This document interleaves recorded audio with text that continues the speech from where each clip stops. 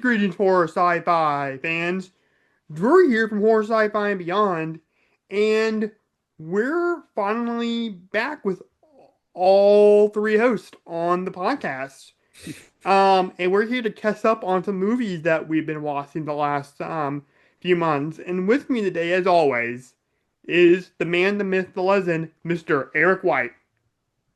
Hey everybody, glad to be back. I missed the Send Help um review y'all did. I did see it. Mm, I enjoyed it. I had a good time. It's not the best Sam Raimi movie, but yeah, it's fun. It's a nice return to form Yeah. after Yeah, he's yeah, been yeah. sort of in the After wilderness for such a long yeah. time. in doing so many just big budget superhero movies, Mm, like Right. doing something small and weird yeah. again. Loved it. Yeah, and then we have the singing wizard himself, Mr. Jackson Harbor. What's up, man? Howdy, y'all. So let me ask you real quick. What is your I know what the answer is going to be for this one, but what is your favorite Sam Raimi movie, and what do you think is his best movie, like his masterpiece? I mean, for me, my Mm, favorite's probably Evil Dead 2. Yeah. mm. And his best is either probably A Simple Plan or Spider-Man 2. Okay. What about you, Eric? Yeah, that's yeah. Yeah, I mean that's pretty much it. I might substitute Evil Dead 1 depending on the day, Sure. Mhm.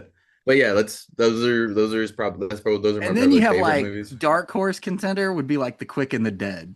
Quick Yeah, and the some didn't Dead's see Quick and that. the wonderful. Dead is super underrated and I cool. also I also really love Dark Man, and it is not a It's great movie, so long since I've seen it. I don't but it's remember so it very well. fun. It's Mhm. so much fun. Yeah, I would have to say my favorite is obviously Spider-Man 2. Just that movie just Mm, got to me, and plus me and my dad went to go see it in the drive-in when it hmm came out, and that was like a huge Spider-Man summer for me. Yeah. hmm Um, I I played the mean, bit. everybody was all about the Spider-Man Yeah. Yeah, that year. I bought the video game. hmm We actually went to Daytona that summer, me and my family. Um, because we had times there over there, and we went grocery shopping. I don't know if they still have these now, but like when you go into stores, they have like that big ball pin or whatever of like all the balls that you can buy. Yeah. Yeah, and they had one there, and my mom said you Yeah. can yeah, well I'll buy you one for the beach, and of course I picked the Spider-Man 2 one. Okay. Okay, Mm, yeah, and I then you don't see those things anymore. I guess kids no. made too many messes. yeah, Yeah. yeah, but I used to love those.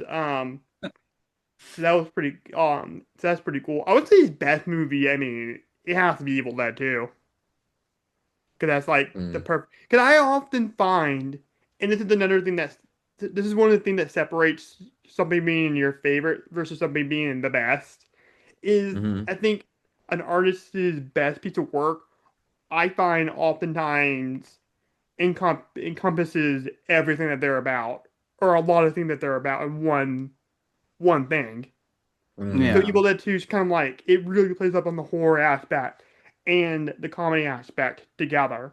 And is hmm Bruce Campbell doing his best work as that character for sure. The fact that he has to do reverse acting when his aunt gets possessed, like that alone just gives you an Oscar nomination. If I He's incredible. We talked about that a lot when we did those Yeah, movies. um, He is just on another level in that one. yeah. mm. Another prime example would be like Guillermo del Toro. My personal favorite del Toro movie is another superhero sequel, Hellboy 2. That movie is just so much fun.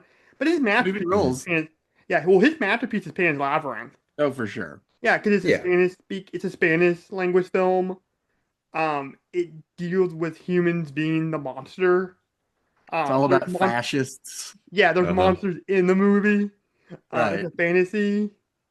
But like even with like Hellboy 2, like I was watching that recently, and like even like a big budget like superhero mainstream crowd pleasing movie, like that has just as much artistry and Oh, for imagination sure. as Sure. Pan's hmm Labyrinth does. Oh, Yeah. absolutely agreed. That's why it's my second favorite of Oh his. yeah.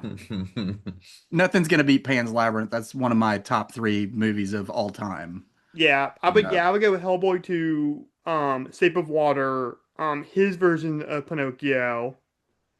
Um Well, don't blow your wad here. We're going to talk about Yeah, Oh we yeah, gotta Guillermo talk to del them all here Toro in in a a few few weeks. weeks. yeah. I gotta think about that. Yeah, I Uh, gotta think about that. But yeah, man, we're just here. We're doing that ramble on. We haven't done one of these in forever. Hmm. And we're gonna talk about some media that we've been consuming over the last few months. And I'll start with you, Jackson. What is some stuff that you've been consuming? all right. So I'll start off. I'll do some movies first. I'll just do one at a time, Hmm. though, and sort of go around. But I Mm. do want to talk about the unhinged, wonderful movie that I saw called The Housemaid. Oh, Oh, I I heard haven't about seen that. it yet. I hear it's good. So it's Paul Feig doing another kind of thriller. Oh, that's Paul Hmm. You know, Feig. yeah, Hmm. it's Paul Oh, Feig, I didn't and know that. it's more of a, like a thriller. Like he did, what was that one called? A Simple Favor. Hmm. So he's definitely out. And this one's more serious. Like Simple Favor was sort of kooky. This Yeah, one is comedy. kooky in a totally different way, in that it's just unhinged. Um, and it's the premise is Sydney Sweeney goes to work as a live-in maid for this wealthy family, and Amanda Seyfried plays the wife, mother, who hires her, and immediately Amanda Seyfried starts acting like a psycho. Mhm. And I will not give anything else away because it definitely has some twists and turns in there. But for one thing, it is a great showcase for Amanda Seyfried as an actor. Like Sydney Sweeney's fine. She's always just kind of fine in movies. Like Hmm. she's not the best. She's nice to look at. Um, Yeah, I'll say. right. And she's good in this movie, Hmm. but Amanda Seyfried is the real like star of the Hmm. show because she's getting to swing for the fences.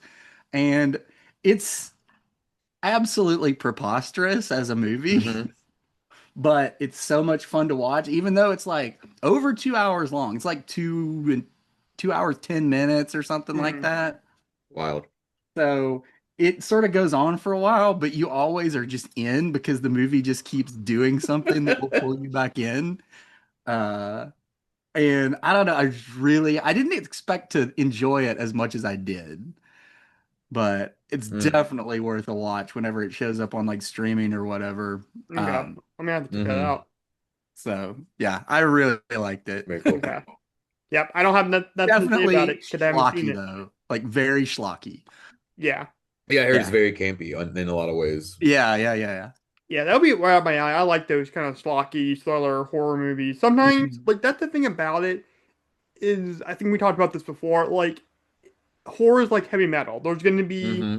stuff that's going to be thought provoking and profound and really off artistically, Mhm. complex. And like a Sinners or Babadook Hereditary, Exorcist, and they're just stuff out there that's just going to be for fun.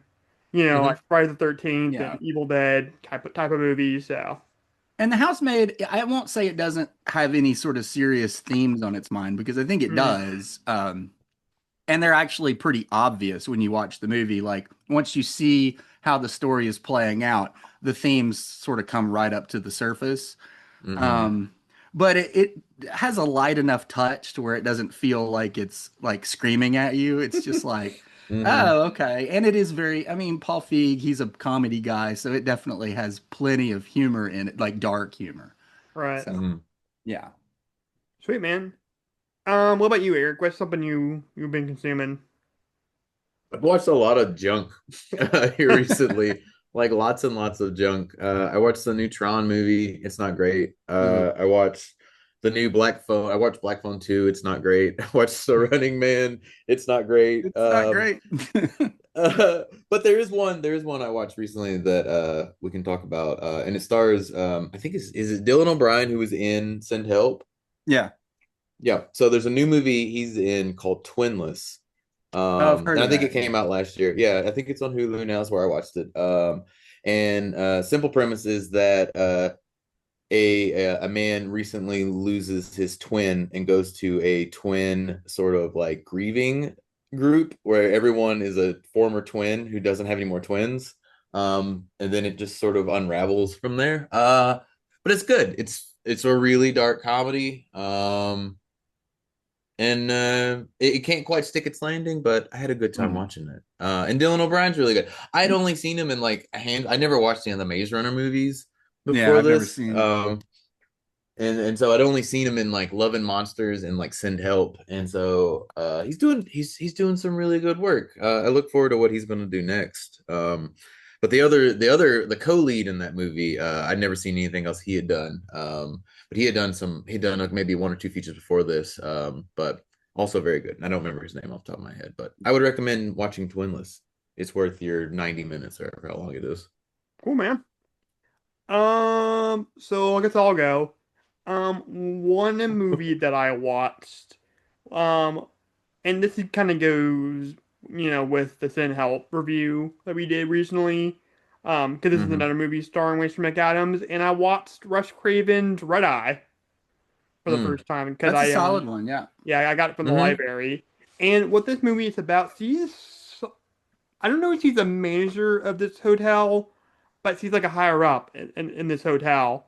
And Mm-hmm. she's coming home from a funeral, and the person that she sits next to is a guy played by Cillian Murphy. And before they get on the plane, they're all, flirty and, um, you kind of talking and everything's kind of cool. It's a little awkward, but it's Mm-hmm. kind of cool. And then once they get on the plane, you find out that this guy's an assassin, and his target that he's trying to kill is staying at the hotel that Rachel McAdams works at. And Mm-hmm. so she has to use a phone on the plane to call the hotel and and get this guy into a room. So Cillian Murphy's accomplice or whoever, his contact can kill him because get it lined up to where he's at. And Mm. so the whole movie is her contemplating and him doing like mind games on her, and it's Mm-hmm. definitely it's a little bit of a generic thriller, but I think with Wes Craven's direction, because he's you know of course a really good suspense director with like Nightmare on Elm Street and Scream and all that stuff, that it makes it Mm-hmm. really memorable. And plus, um, Cillian Murphy is so good. He's Like just as always great. Yeah. yeah, Yeah. like this creep. And that Uh, was when he was first sort of coming on the scene, I remember, because yeah, Yeah. he had done yeah, 28 Days Later, which I think was the first thing I had seen him in. Mm-hmm. yeah. Um, And this was around Batman as it was the well. same year as Batman Mm-hmm. Begins. Oh Yeah. yeah, oh 05, Yes, it's oh 05, oh 06. 2005, I think. Yeah, Yeah. So he was having a good year playing villains. yeah, but yeah, I no, remember yeah, the trailer for this movie being really weird though. Like the end of the trailer, it's like it kind of freeze frames on Cillian Murphy, and then one of his eyes turn red. And I was like, what are they trying to imply? It doesn't quite make any sense. That I don't know. It was a strange choice for a trailer. yeah. And it's kind of interesting. It was kind of interesting to watch Rachel McAdams in Send Help, seeing her as like this kind of awkward kind of character right after seeing her as like this very like kind of confident like character. Um, And send help. no, in Red I Eye. mean, oh, wait, is Yeah, she because very like confident in Red Eye? I can't remember. It's well, been a a minute little since bit I've kind because he's the type of character that like knows how to talk her way out of every any of. situation really, and that's why Cillian Murphy's kind of trying to get her to get this gas into the other room. He Mm-hmm. basically is like, what he basically says in the middle of the movie, your assignment, just make up the West, use your charm, Mm-hmm. kind of thing. And I love the end of the movie. I don't know if I want to spoil it or not, but the end I of, mean, it's a 20-year-old movie, okay, so so I basically what guess people had happens seen it or is, not seen it. But so I just basically, remember there's like a if you missile want to launcher at spoil it, some point. yeah, yeah, I remember it gets kind of crazy by the end. yeah, so she ends up getting the guest out. Like, she basically calls for like an evacuation of the hotel.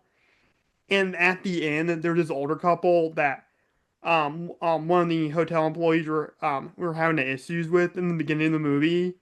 Basically complaining like, Mm, about being evacuated. And so yeah, she tells Rachel McAdams' character, what are you gonna do about it? And then Rachel McAdams is like, well, you know what? You can fill out a complaint form pause this for a second, and shove it up your ass. I'm like thinking to myself, bitch, this Sure. woman just saved your life. She saved everybody's life. You might want to be a little bit more grateful. It's been 20 years since I've You didn't seen know this that. movie, so I Yeah. don't remember much of I, s- anything about it. I saw it Doesn't she in stab him with I a saw it in pen at some theaters. point? I feel like that Yeah. happens. Yeah, that was awesome. But yeah, no, yeah, yeah, no, it's a really good kind of like Hitchcockian style thriller. Yeah. Yeah, we get Sure. those every Yeah. once in a I while. remember it was like under 90 minutes. That's Mm, always nice. Yeah. I love a It's like movie. 85, It's like like an a quick 85-minute 85 movie. minutes. Mm-hmm. Yep. That's always a good choice. yeah. All right, Jack, what's another one? I went to go see, and it's got an Oscar nomination, I believe. I went to go see Craig Brewer's Song Sung Blue Ooh, I still need to with see that. Hugh Mm. Jackman and Kate Hudson. And it's based on a true story. I mean, I went and looked up the actual story, and they definitely do a lot of like compressing of events in the movie. But in Mm-hmm. essence, like the stuff that happens in the movie all pretty much happened. Except for the ending, they make a choice that's a little weird, but Mm, for dramatic purposes. But anyway, it was good. Like, it's a bummer though. It is just a real Mm. bummer of a movie. Like, you're not gonna come Mm-hmm. out of that movie being happy about anything. Oh, really? But Sweet Caroline didn't do it for you? here's what I liked about it is they kind of turned Sweet Caroline into a joke in the movie. Really? Because Mm. it's the most popular one, and they're okay, so Mm, they're like a married couple who's also they're a Neil Diamond tribute band. mm, They were a Mm-hmm. real couple, like they sort of performed Mm-hmm. around like the Chicago area in the like 80s and 90s. Um and but everybody's always wanting them to do Sweet Caroline, and they just won't have any of it. They want to do the deep cuts. And Okay. they do perform Sweet Caroline, but you get the idea that Sure. like they don't really want to. They, especially him, because Mm-hmm. she's more open to it. She's just like trying to entertain people. He's very serious about paying tribute to Mm. the songs of Neil Diamond in the movie. And Nice. it's Hugh Jackman. He's very charming. He's very sad in this movie because he's not the one Mm-hmm. that's sad though, because he's like his whole story in the movie is that he's a recovering addict, and Mm-hmm. but he's been doing the work for like 20 years or whatever. um Sure. but at some point in the movie something happens that results in her getting on like pain medication and stuff, and her personality Mm. starts to change. um and I don't know, she's really good. She's got an Oscar nomination, and rightfully so. She's really Yeah. good in the movie, and Kate Hudson's one of those. It's like I feel like she needed to get older. Like she came out with Almost Famous and was mm. like just Mm-hmm. popping right away, and then she did a whole bunch of bad movies Whole bunch of after. rom-coms and Yeah, yeah. and I like a rom-com, but she wasn't Sure. necessarily Same. doing the good ones. Mm-mm. Right. So, but I think now that she's, in her like sort of middle age, she's gotten really good again. Mm, Great. In this and like Glass Onion, I thought she was really good in. Oh yeah. yeah. She was in Glass Onion. I forgot about that.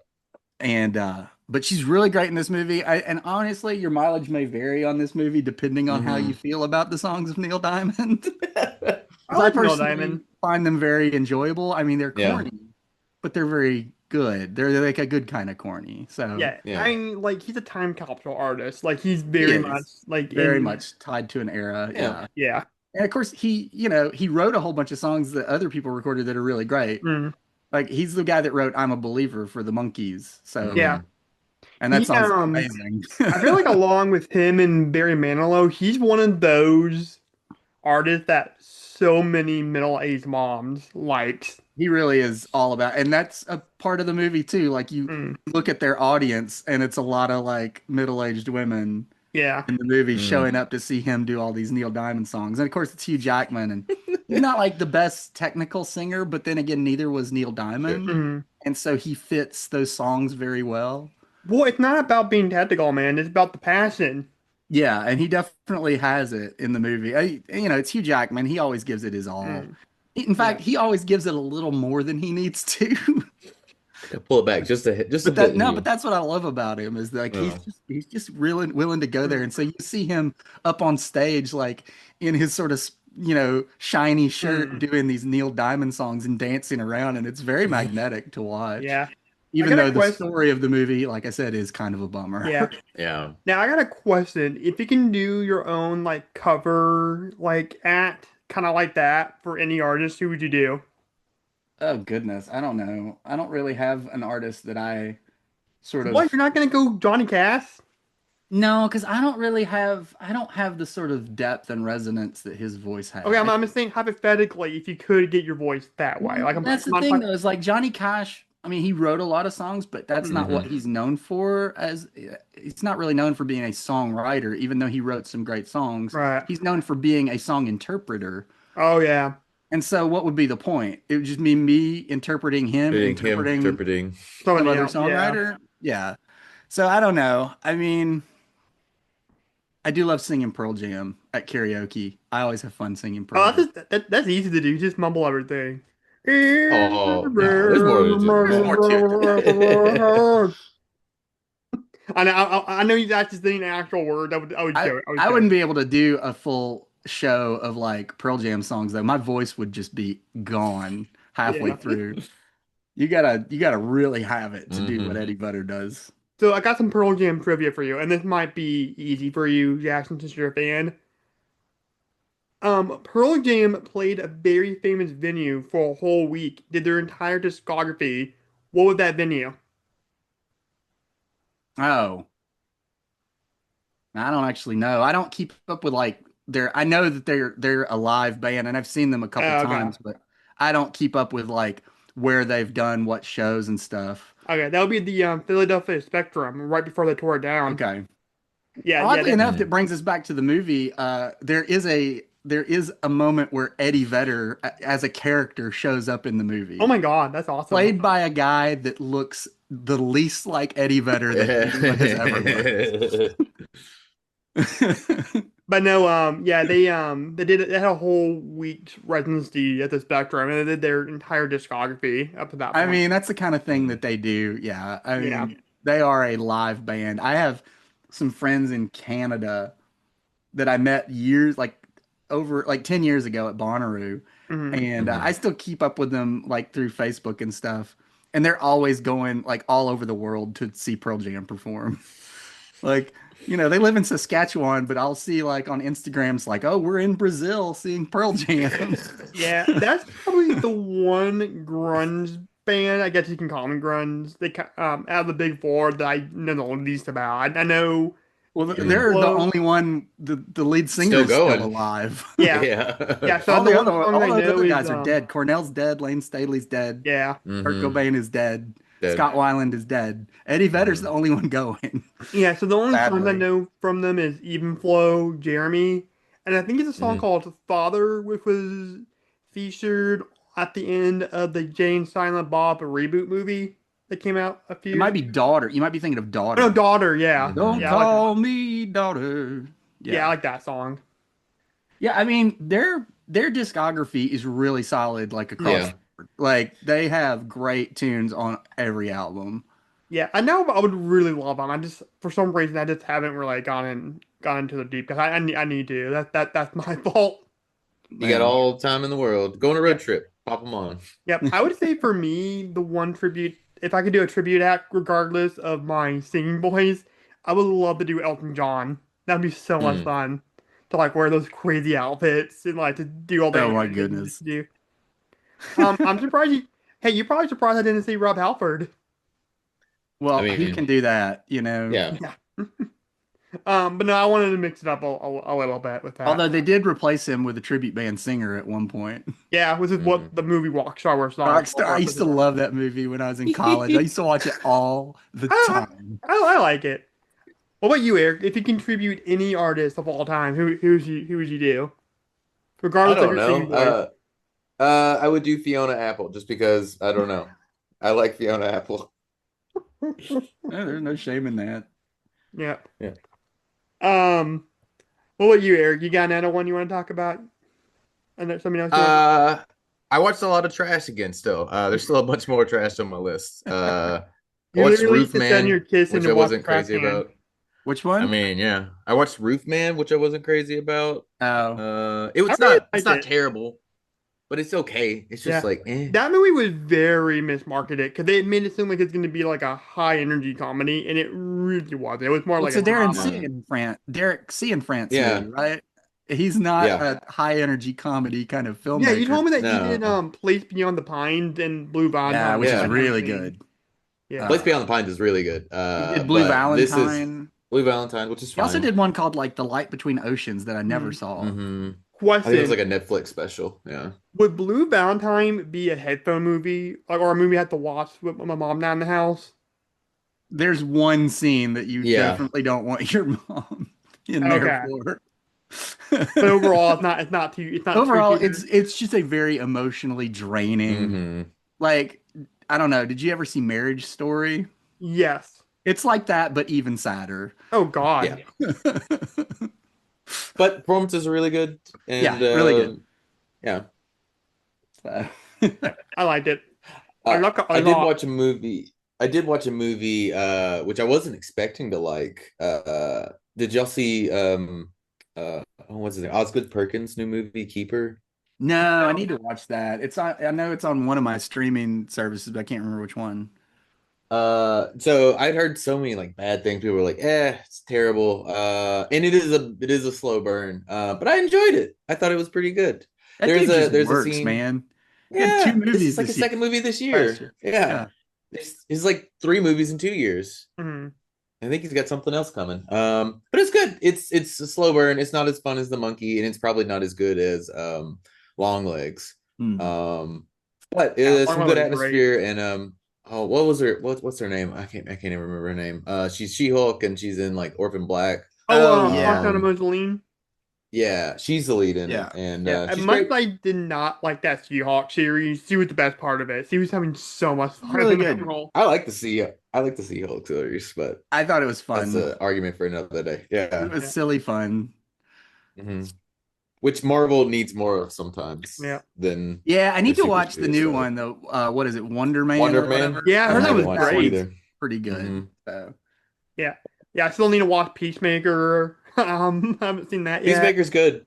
First season at least. I haven't seen past Yeah, that. that is definitely a headphone. So Have you seen the opening title sequence for Peacemaker yet? yes, Yeah, it's good. dude. Watching the first episode, and when I saw the Uh-huh. T-1000 started to dance, I started cracking up. That was so funny.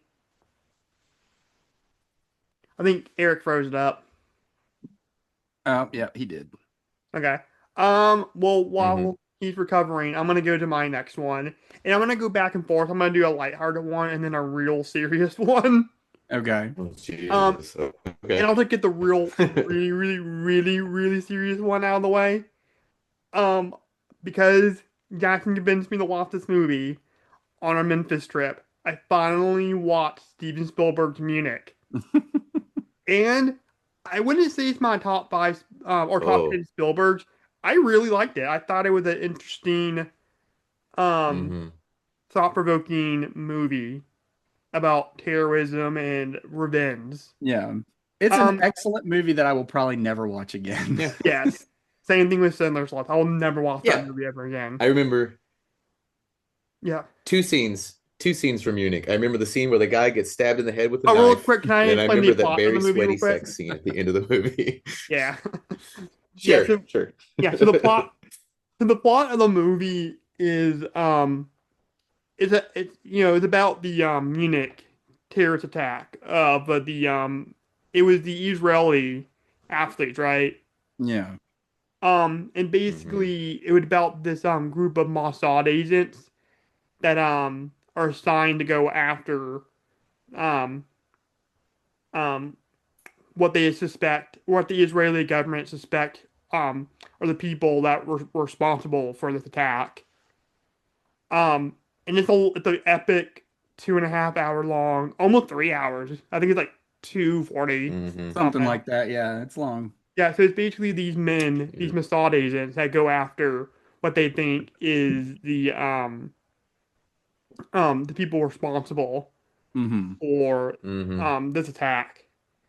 And man, it's very hard to watch at points. Especially the two scenes that stick Hmm. out to me are the hotel lamp scene, and then when they kill the sex worker, 'cause that's just creepy. That whole scene was creepy. Hmm. That's the one. Not even the whole scene sticks out in my head, but the shot of them just like her just sitting in the chair, and then they just Mm. put like two bullets in her chest, like it's nothing. Yeah. That just sticks with me. Oh no, Hmm. that's not even the creepy part. It's just her. It was her laying on her bed, like just hanging out, minding her own business, and then they just come in. Yeah. Yeah, that was freaky. Hmm. Um, and it is about this guy, played by Eric Bana, who is really questioning, whether what he's doing is right or not.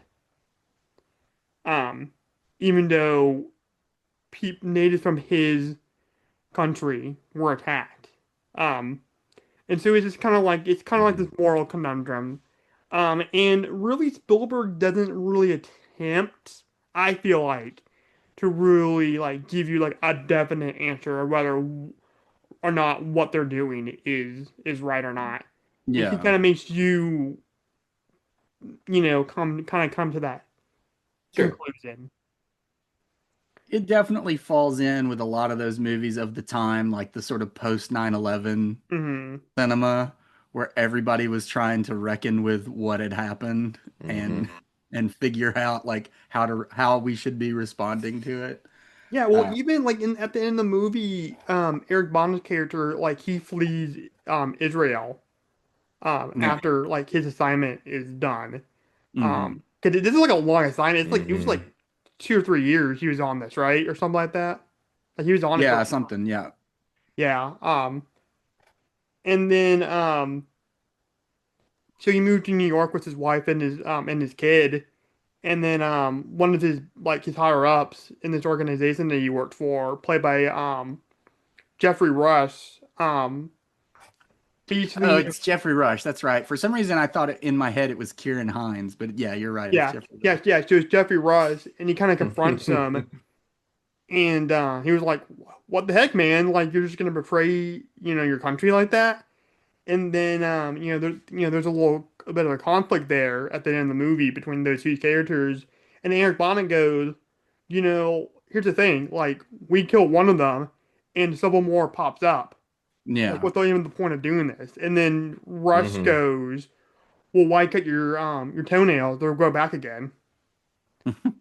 And then What an analogy. yeah, but then at the end, and then the last like bit of dialogue in the movie is Bana inviting him to dinner, and then Jeffrey Rush goes, "Now," basically saying, "No, our relationship is over. You betrayed your government, your country. Like, I don't want anything to do with you now." Hmm. And then there's a wide shot of both men walking away. And I didn't notice this until I rewatched this segment in Spielberg's documentary. You see Hmm. the Twin Towers in the background. Yep. Yep. Hmm. Yeah, so man, that was really powerful.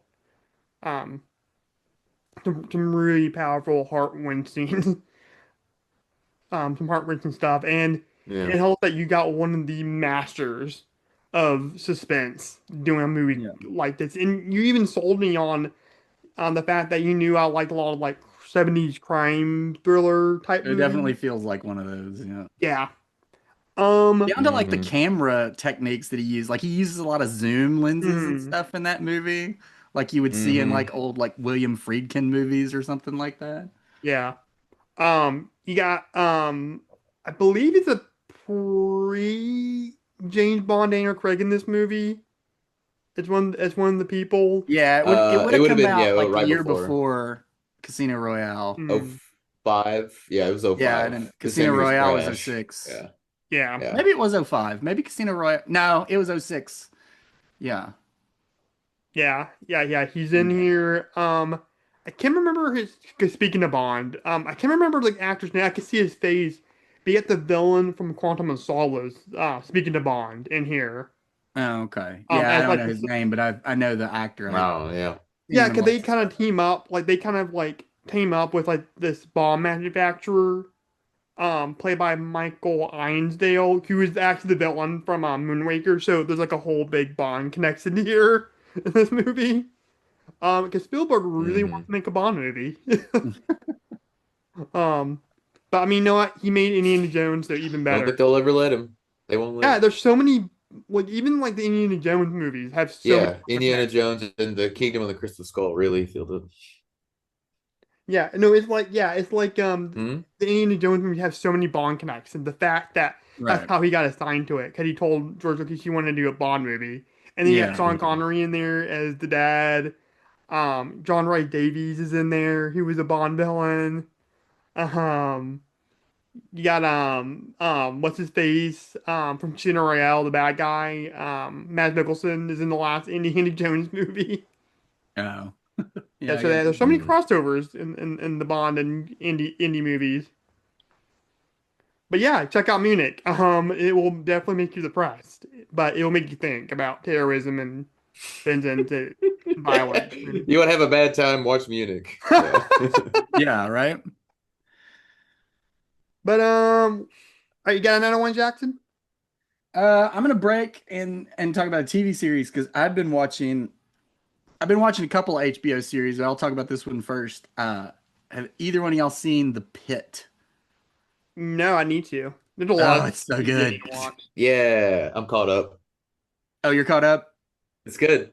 It's It's really good. really good. Like, Drew, Uh, do you know what it yeah, is? binged it. I binged it It's during the a snow break. hospital series, Yeah. right?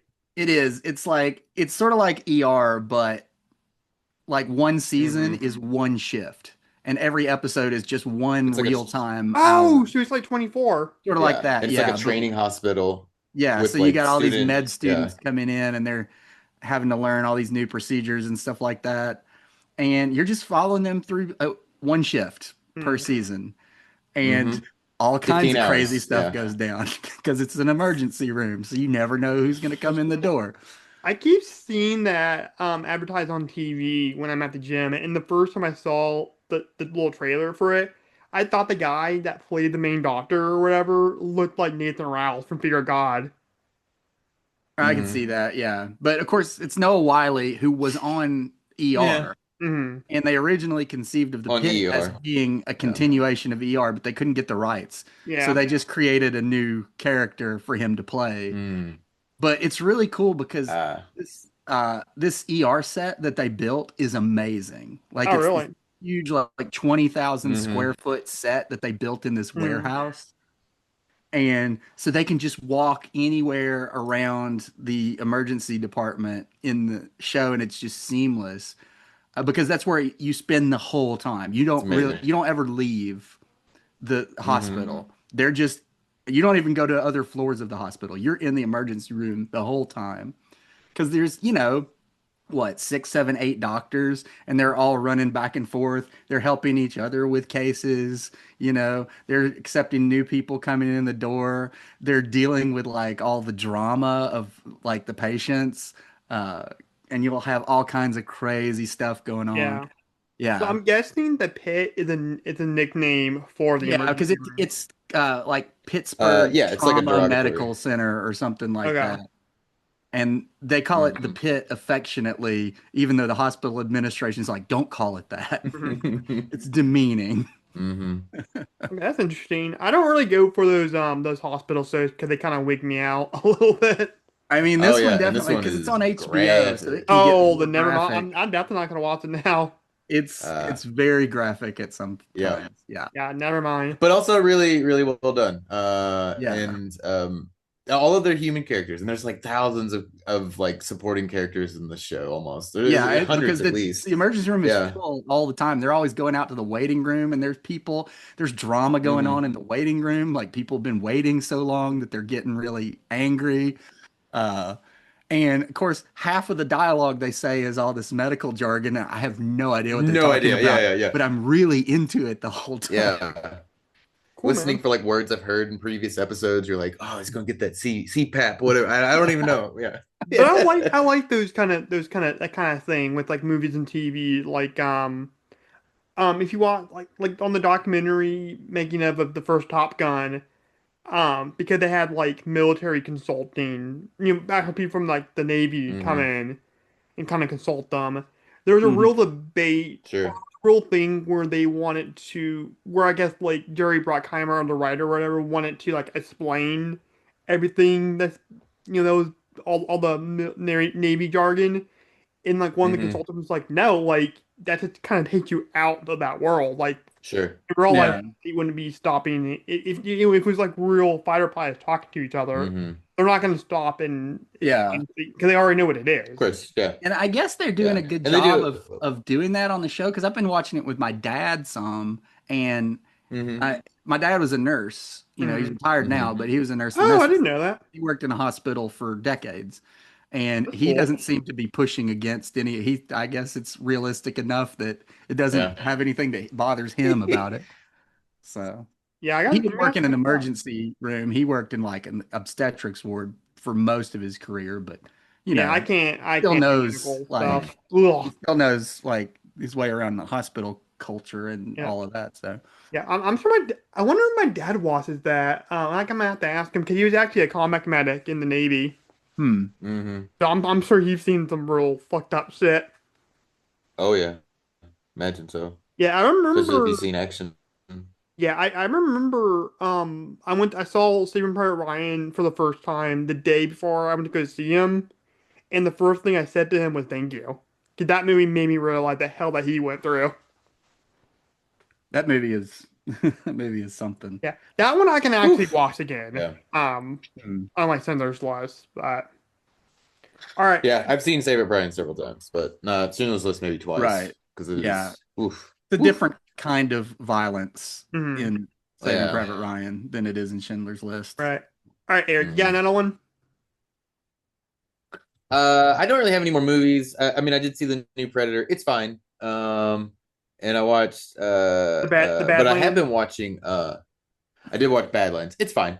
It's a Okay, because there was two perfectly Predator movies that okay. came out last year. Starring Killers Oscar is a better nominee movie. Elle Fanning now. Uh-huh. And So she's great in it. She's probably the best part of the movie. What about Movie Elle is just okay Fanning? itself. she's got an Oscar Uh nomination Oh now. yeah, for yeah, Sentimental Values. I need to sentimental watch that. value. Yeah. Sweet man. Yeah, those are I still need to see. There's like a couple Oscar movies I need to watch, but I have been watching Pluribus on Apple TV. Has anyone Hmm. else been watching that? Never heard of it. Mm-mm. Does anybody know what it is? I know the premise of it. I So know it's it's yeah. It's the guy that did Breaking Bad, right? yeah, it's Vince Vince Gilligan, so it's the Gilligan. same Gilligan, yeah, the maker of like Breaking Bad. And then it Is this stars the show woman from about Better Call Saul. uh-huh Yeah. an alien hive mind takes over Earth, except for like a handful of people, and Hmm. then it's just about this lady trying to live in this almost perfect world. I don't know. It's wild, and it's a slow burn compared to like The Pit, which is very intense. Yeah. But it's fun. It's a good time. I'm about halfway through with that one. I'll go to Pluribus as a as like a break from The Pit whenever it gets too intense. Yeah. So Pluribus is fun. I would say Pluribus is fun. It's not as good as probably Breaking Bad or Better Call Saul, but Hmm. it's a fun little sci-fi comedy, That's cool. and she's That's great in that's it. I can't different. remember her name. That's different than what From Vince Gilligan is used to yeah. or has done before. I think she Hmm. won an Emmy, didn't she? Sure. I She think did. Noah She won Wiley Emmy. She's also great in won it. an I think Noah Wiley won an Emmy too for The Pit for season one. Hmm. Yeah. Cool, man. So my next one, I'm gonna go for another lighter one. I Mm. watched a television movie from the 90s. Never heard of it. It stars Neve Campbell and Sir Patrick Stewart called The Canterville Ghost.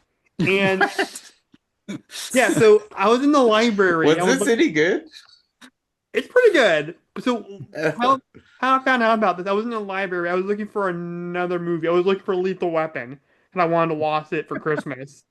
And I saw it in the staff pick section, and I'm like, oh, that's Neve Campbell and Sir Patrick Stewart. I'm gonna check that out, and it actually is pretty decent for a television movie from the 90s. Hmm. Okay. Is this? I guess this is pre-Scream. Like this would be like He 95, maybe 94 or something like filmed that. it in before Scream. It came out the same year as Scream, 96. Okay. Oh, gotcha. Okay. Yeah, Never so heard of this. Yeah, so she had this, Scream, and then The Craft all in the same year. What channel did this come on? Was this I like have no basic idea. TV? I Hmm. have no idea. I can look it up. I've seen some Okay. 90s TV movies that are pretty solid, so Yeah, Yeah. so it's basically about her family moves to um like a country house or a mansion in the country Hmm. in England, and then she befriends a ghost from like the Shakespearean times. is Patrick Um Stewart the ghost? yeah. Nice. Oh my God. Yeah, and I don't want to ruin it, but you find out that there's some sort of like a kind of dark like secret that he has, and she's trying to prove to her family that there's a ghost haunting this man's in, but it's not like scary. It's not like I wouldn't call it like a scary like movie. Like he's definitely more like a friendlier, like kind of Huh. tragic ghost. But there is a part where they when they perform Like Casper. Like Casper. no, not like goofy. It's not. I wouldn't call it a comedy. It's definitely like a like more like a drama. But it's really good. Like it's good for this time of the year, like the colder months, like the fall, winter time. Okay. Yeah, it kind of have like that Okay. 90s nostalgia to it, like a Hocus Pocus kind of like warmness to it. It's very good. I actually really liked it, Okay. surprisingly. And I've never even heard of the Canterville Ghost, and it's actually I looked into it, saw that there were many versions of it, and found out that it's actually based off a short story by Oscar Wilde. Oh, okay. Yeah, yeah. So yeah, the Canterville Ghost. Check it out. All right, you got another one, Jackson? I'm gonna do another TV show because that's what I've been watching more of lately. So I started watching HBO again, A Night of the Seven Kingdoms, I've been which watching that too. so and I just can't wait for the next episode because I loved Game of Thrones when it was on. I was real big into Game of Thrones. Same. Same. And even Hmm. though the last couple seasons really went off the rails and started breaking its own rules and getting really Sure. lazy with its storytelling, but I still liked kind of the way it ended, if that makes any sense. I've always said that the ending of Game of Thrones is like that movie where Denzel Washington is drunk and lands the plane upside down. Like, yeah. But they landed the plane. It was just upside down when they did. Yeah. But Most of the anyway, passengers made it out. Yeah. and then House of the Dragon came out, what, a couple years ago now. I tried watching Hmm. that and I was so bored. I was just so bored Yeah. because House of the Dragon is like all the least interesting parts of Game of Thrones, and they just make it the whole Hmm. series. It's just like kings and princes and lords and who will marry who and who's Hmm. committing incest. You know, Yeah. that's And it's basically what it just like one house. And so it kind of like one you're not really house. You jumping don't all. I mean, have you the kind of are, scope of the and world, it's like, but hmm. A Knight of the Seven Kingdoms is the antidote to House of the Dragon because it's a smaller scope. It's not the epic that Game of Thrones is, but you're following Hmm. like this one guy and Like, he's yeah. not a noble like lord or anything. He's just kind of a loser. But he's Hmm. really interesting. And then, Hmm. he befriends a little boy named Egg, who's like completely bald, Hmm. like no hair, no eyebrows. And Oh, Egg is neat. like the tiniest boy you've ever seen. He's like maybe like 8 or 9 years old. And he's like, "Can I be your squire?" And this guy lets him be his squire. And I don't know, after the first, I think they're only going to do 6 episodes because it's based on a real short book. Yeah. But after the first 4 episodes, I'm just like, I think it all just takes place around this like tourney. Yeah. it is. Yeah. All of it That's is I just, assume. Yeah. and that's what I like about it is it's like, it's really a pared down version of Westeros. And there's still like lots of Yeah. people coming in from the sides, lords and stuff like that, and plenty of drama. But I like that they centered it on this Hmm. one really compelling guy. And Yeah. it's an actor I've never seen before. Apparently, he used to be I like a haven't either. professional rugby player, which makes That sense makes because sense. he's huge. Huge. Yeah. He's a very large Uh, man. Um, but but it's he's real also kind of a good. comedy too. It Yeah, it's is. also It's kind of a it's comedy. much Yeah, more in some light ways. touch to it than either Yeah. Game of Thrones or House of the Dragon. Mm-hmm. and it's not getting bogged down. And I don't know, hopefully the series continues on this trajectory where it does not get bogged down in so many crazy things going on that it all Mm-hmm. just collapses under the weight. Because right now it's just a really clean, simple story. Um, Yeah. but But it's it's really still set in beautiful to the look at too. so it's Uh, still set in the Mm-hmm. world of Game of Thrones. yeah, it's set about 100 Mm-hmm. years or so before the actual Game of Thrones series. So it's technically a Okay. prequel. And it overlaps, like you hear familiar names, Hmm. throughout the series, but like I said, it's based on this one guy who is saying he's a knight. I'm not even sure he's ever been knighted. I don't think that guy ever Yeah. knighted him. But No. he's going No, around no, no. saying he's a knight and people Uh-huh. are believing him. So, and Cool, we don't man. even really know what he can do yet because it hasn't Yeah. gotten to Yeah. that point. We haven't seen him I fight. haven't I haven't seen the newest episode, but I've seen the first three. It's pretty great. I watched all 4 episodes just today. I was like, it's Mm. finally time to give this a shot. And I was really happy that I did because it is the exact kind of Game of Thrones spinoff that I wanted to see. And House of the Dragon was not. Mm-hmm. So So could I Yeah. Yeah. technically watch it without watching Game of Thrones? yeah, you don't need to know Yeah. anything that happens in Game of Thrones. It's a standalone story. It's just Okay. you've seen A Knight's Tale, right? No, but I'm familiar with that enough. Okay, it's kind of like that. Okay. But not as lighthearted. It's definitely got some like, Mm-hmm. crazy violence and stuff in Hmm. it. Yeah. Cool, man.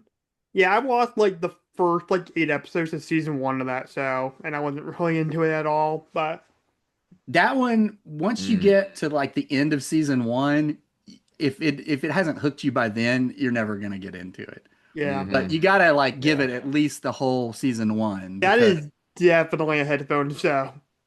yeah, oh yeah. Yep. Oh That yeah. show is Yeah. Oh very, yeah. very extreme content sometimes. Yeah. Yeah. Yeah. There's But a yeah, the lot middle of seasons of Game of Thrones.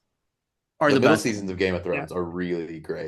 If Yes. this new one, is it a headphone show or is it not too a bad? little bit, not like Game of Thrones. Uh, but I mean, mostly they say violence. fuck a lot, but Yeah. I don't care about that. Yeah, it's usually if people are having sex.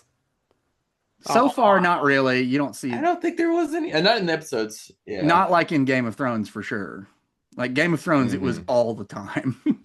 yeah, I remember I watched like the first when I watched the first Mm-hmm. episode of Peacemaker. There was that part when he has sex with that one chick, and it's like abrupt, like it just cuts to it. I hate those scenes because sometimes okay, if there's like a scene where like two people meet each other in a bar, and I'm like, oh, they're probably gonna get down to business. I can like Yeah. usually pick up the remote real quick and Mm-hmm. fast Right. forward to it. But if it's like abrupt, like them doing it, I'm like, oh shit, fuck. Really, the only thing you need to know about this show, if you're gonna try to watch it, is the Targaryens, who are all over Game of Thrones. Like they are the royal dynasty that Hmm. is in charge at the time that this takes Mm-hmm. place. Um, yeah. Okay, cool. And they all have like golden, like blonde hair, blonde white Most of hair. them.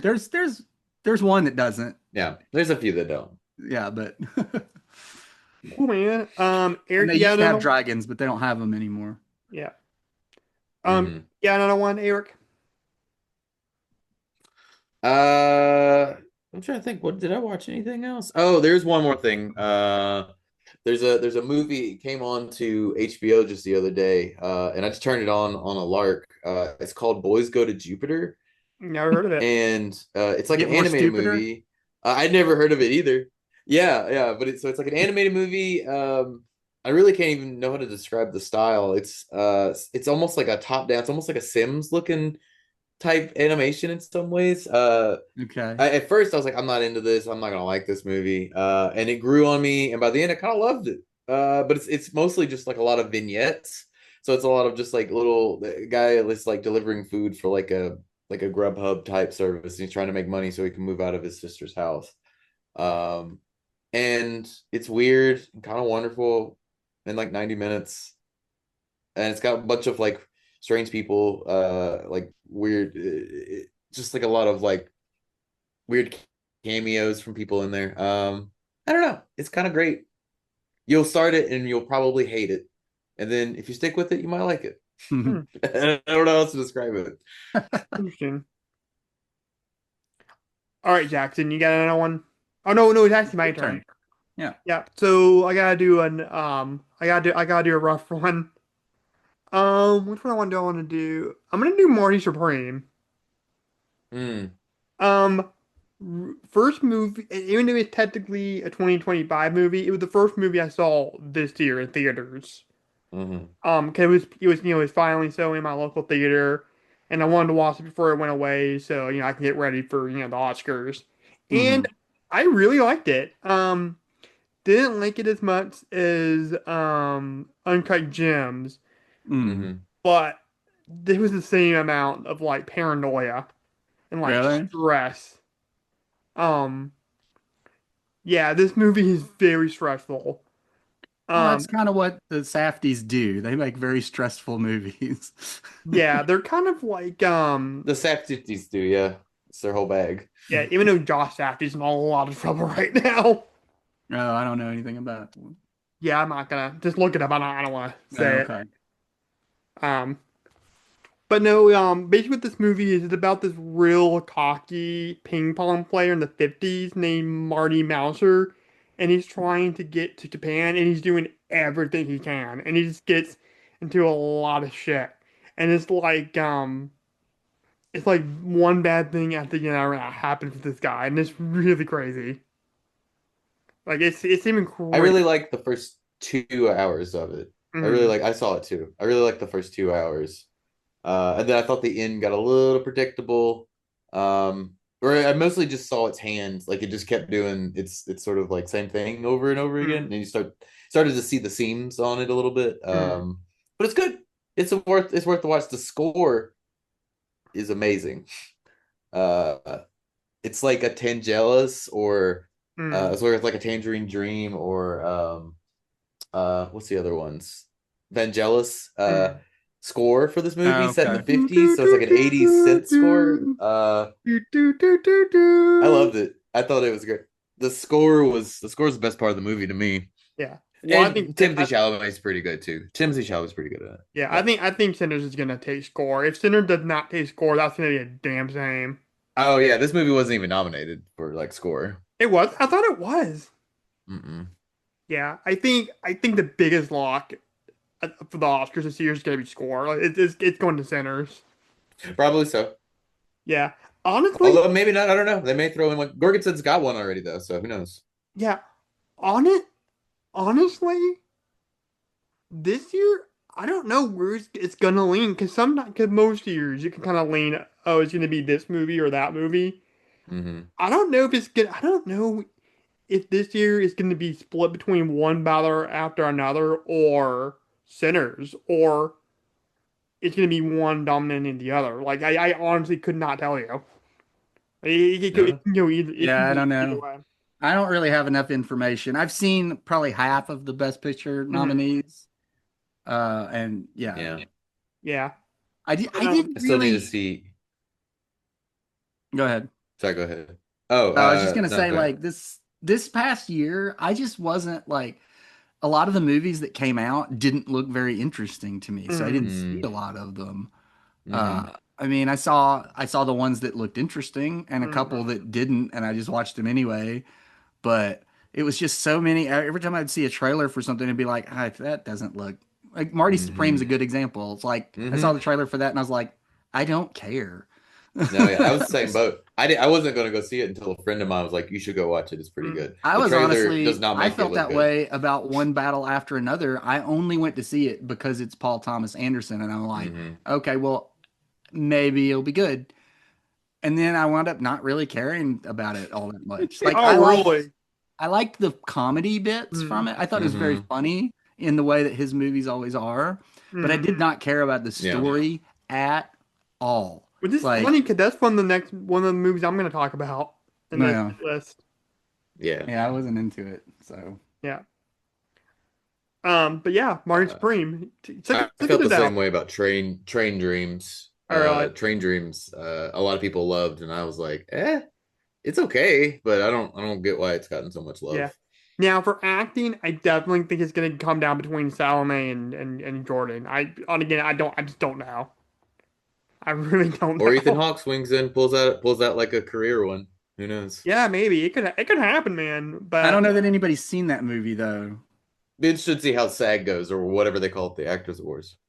Yeah. But yeah, I don't know. He got the nomination, so who knows? yeah, Yeah. now I wanted Guess to it just depends be if they want to split it up and give someone else, you know. yeah.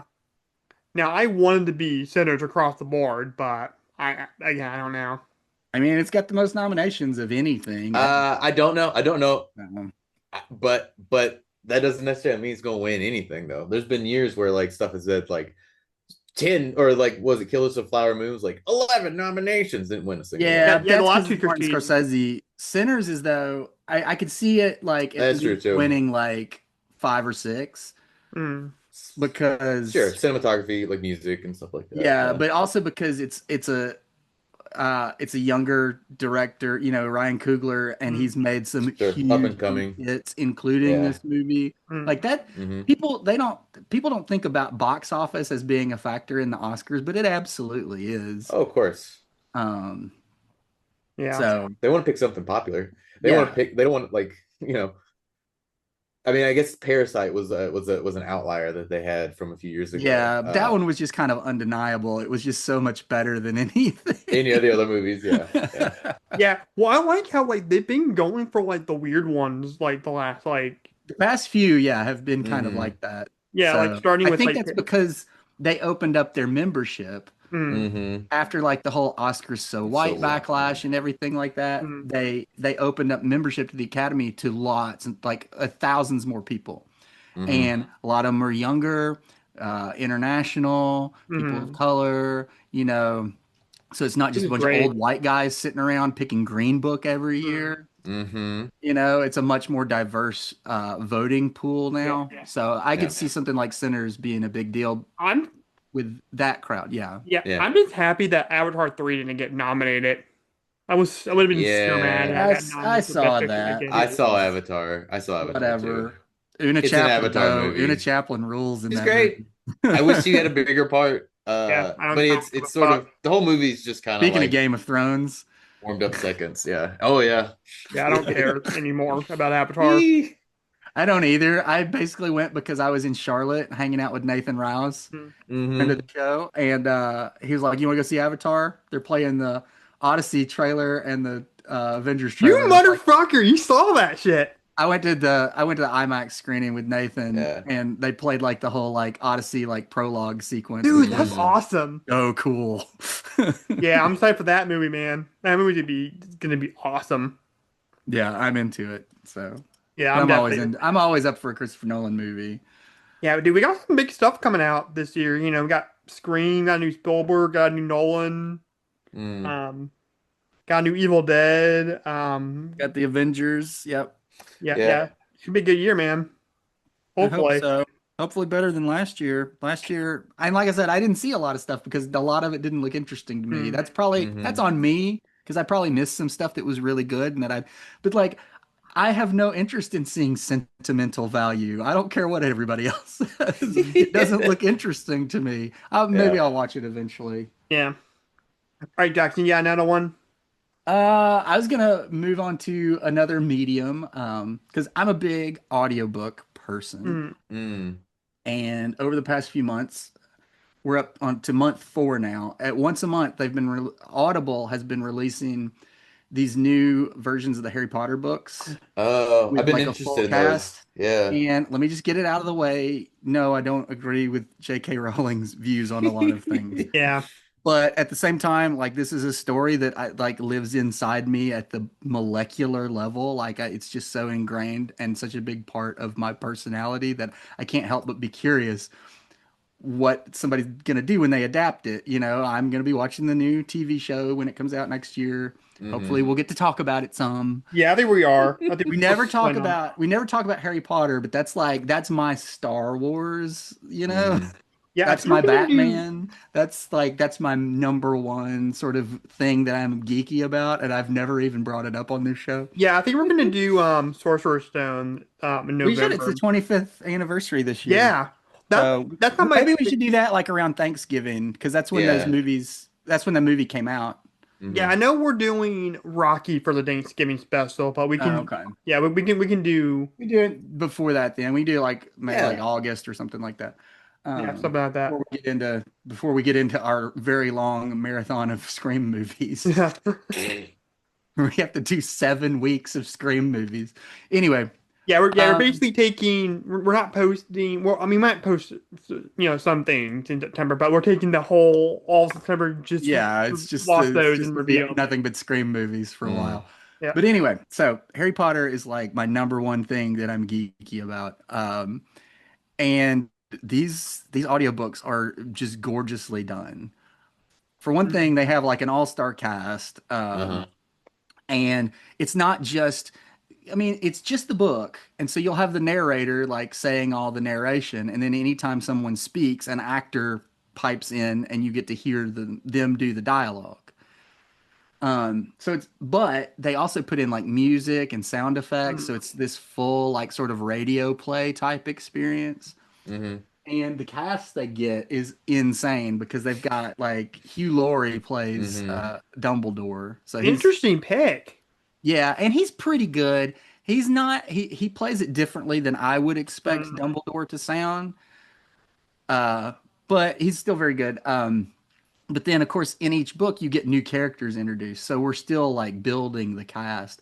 But like they've got several people from Game of Thrones in there, like Mm. Interesting. the guy that played Ramsay Bolton in Game of Thrones plays Lupin, the most Okay. like kind, gentle character. Oh, And you know okay. what? He's amazing at it Okay. That's awesome. because he doesn't do anything remarkably different with his voice. He just speaks very calmly and quietly, Hmm. and he's got a really great voice for that. Who plays Dobby or Dobby?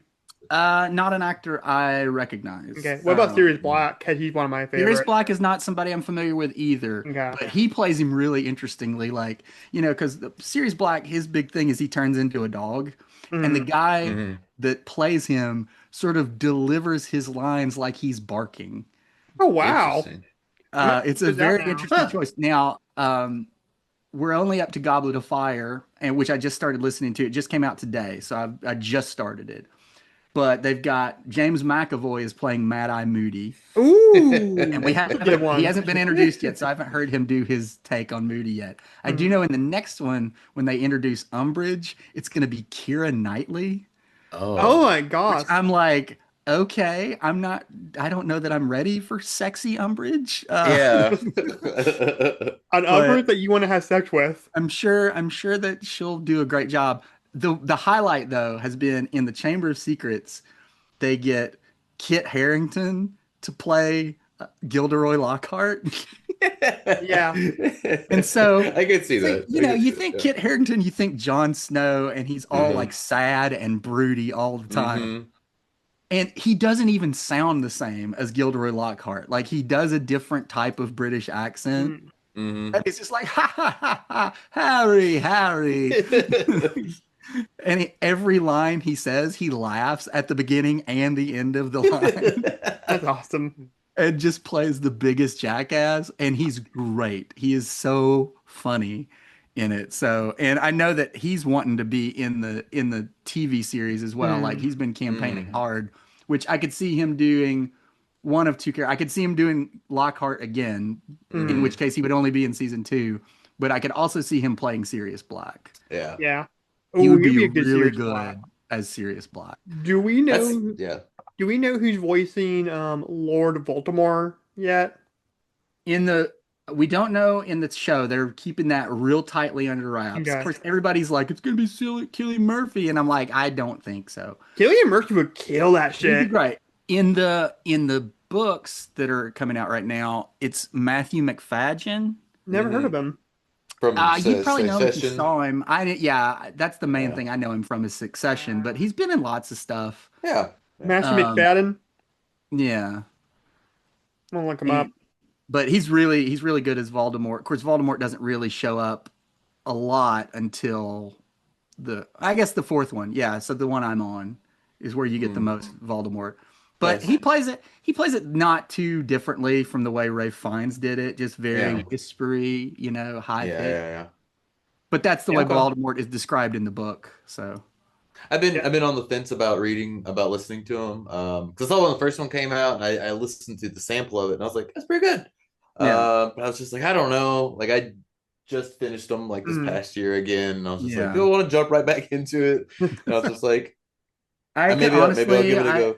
I'm so obsessed with the franchise. that I've gone through them several times. Yeah, Yeah. it's like what you said. Every pop culture nerd had that like that one or two Hmm. Yeah, franchises and that that's they're my obsessed thing, with. which is unfortunate because my thing has been tainted by Yeah. the author, but I'm so far deep down the rabbit hole at this point. Like I don't feel like I can give it up. Don't feel too bad. For years and years, my fandom Batman has been there is a man named Bob Kane who took credit for it for years, and he took Yeah, it way didn't too much credit Bill credit. Finger. Yeah. Yeah. Hmm. Not really the same thing, but Well, still yeah. pretty bad. Still pretty bad. It still angers me because he Yeah, went Bill Finger went his whole life without being credited for that and died right. not even being yeah. And then every time Yeah. I see Bob Kane talking about Batman and the influence of Batman and where he came up with all this stuff. I'm like, fuck you, dude. You didn't come up with diddle a fucking set. Hmm. Um, yeah, so that's all I gotta say there. So speaking of Harry Potter real quick, me and my Mm. former coworker at Staples were talking and we thought it would be really funny if there was an episode of Ted Lasso where the Greyhound soccer team like did a stage version of Harry Potter. You have Roy Kent playing Hagrid. Yeah. Well, I thought it'd be Jamie Tart would have to be Gilderoy Lockhart. no, no, no, no, no, no. So here's my idea, for the Defense Against the Dark Arts teaser. Could they do the whole, all the books and movies? So it would just be Coach Beard for each Defense Against Coach the Beard is Dark. always playing a different character. Yeah. So he's all the different Defense Against the Dark teacher. So he plays Professor Quill Mm. in the first one, Hmm. Lockhart, and then Lupin, and then Yeah, Umbridge. Or no, Mad Eye Moody. That'd be Mad so Eye funny. Moody. Yeah, Who's what? really Barty Crouch Jr.? Spoilers for a book that came out 26 years ago now. Yeah. Yeah, so I think White Kid would have to be Snape, obviously. Yeah, that's true. He would be a good Snape. Yeah. Yeah. Yeah. So what did you consume first, the books or the movies? So it was really weird. I remember when the books were coming out because I was in high school Mm. Hmm. and my girlfriend at the time was reading them. And I remember hearing a lot of hype about them, and she would bring them to school and be reading them like during study hall and stuff like that. And I would always kind of like make fun of her for it because I was like, at that point, I was trying to be too cool, and it's like these are Hmm. kids' books. But then when the first movie came out, we were still dating, and we went to see it together because she Hmm. really wanted to see it. So I was like, fine, well, I'll go see it with you. And I just was so taken with it. And then I saw I saw the first three movies before I read any of the books. And then I remember Mm. very specifically, uh, I used to live in this apartment with a roommate, and me and him didn't get along. And so I never spent any time there if I could avoid it. Hmm. Um, and I had some other friends that lived in a different house, and I would just go over to their house every afternoon. Uh, and one day I went over there, and that they would just like keep their door unlocked because they knew I was going to come over. And I would just walk in the house. I didn't knock or anything. I would just walk in. Yeah, One just day like I in got there. sitcoms. What? Like in like how Basically, yeah. yeah, how sitcoms people just walk in people's houses. And one day I got there, and they were all taking a nap. Oh I my was like, God. well, what am I going to do? I'm just hanging out by myself in somebody else's house. And I look up on the shelf, and they had all the Harry Potter books that had come out at the time. Mm. So Hmm. probably up until the fifth one. And so I just took down the first one and started reading it and never looked back. That's awesome, dude. And I would like stay up all night reading those things. So My one of my dad's girlfriends was really into those books. Hmm. yeah. I remember one time because as you know my mom and dad are divorced. So I Yeah. remember one time I was over at my dad's house, on vacation, and I remember I think it was the Half-Blooded Prince. She was reading what I remember the cover was it was Harry and Dumbledore over The that green cauldron or one? whatever. What? Hmm. Is it the green one? Yeah. Yeah, that's the Half-Blood Prince. Yeah, I remember she was reading that one, which is pretty cool. Yeah, and That's I think at the that time book is so much better than the movie. It's I not Oh even bet. yeah, funny. the Like Half-Blood Prince is the worst movie. I hate I that like movie. it as a movie on its own terms, It's but okay. when you compare it to the story that they're actually telling in the book, it's Mm. Oh so much deeper because the the movie cuts out like all the really important stuff, like Voldemort's whole backstory. You yeah. get so much more of it in the book. Oh And wow. it's like the Like the movie shortest gives you movie, like isn't two it? flashbacks or whatever, Yeah. and the book gives you like five or six flashbacks. Mm. Cool. So All right, Eric, you got another one?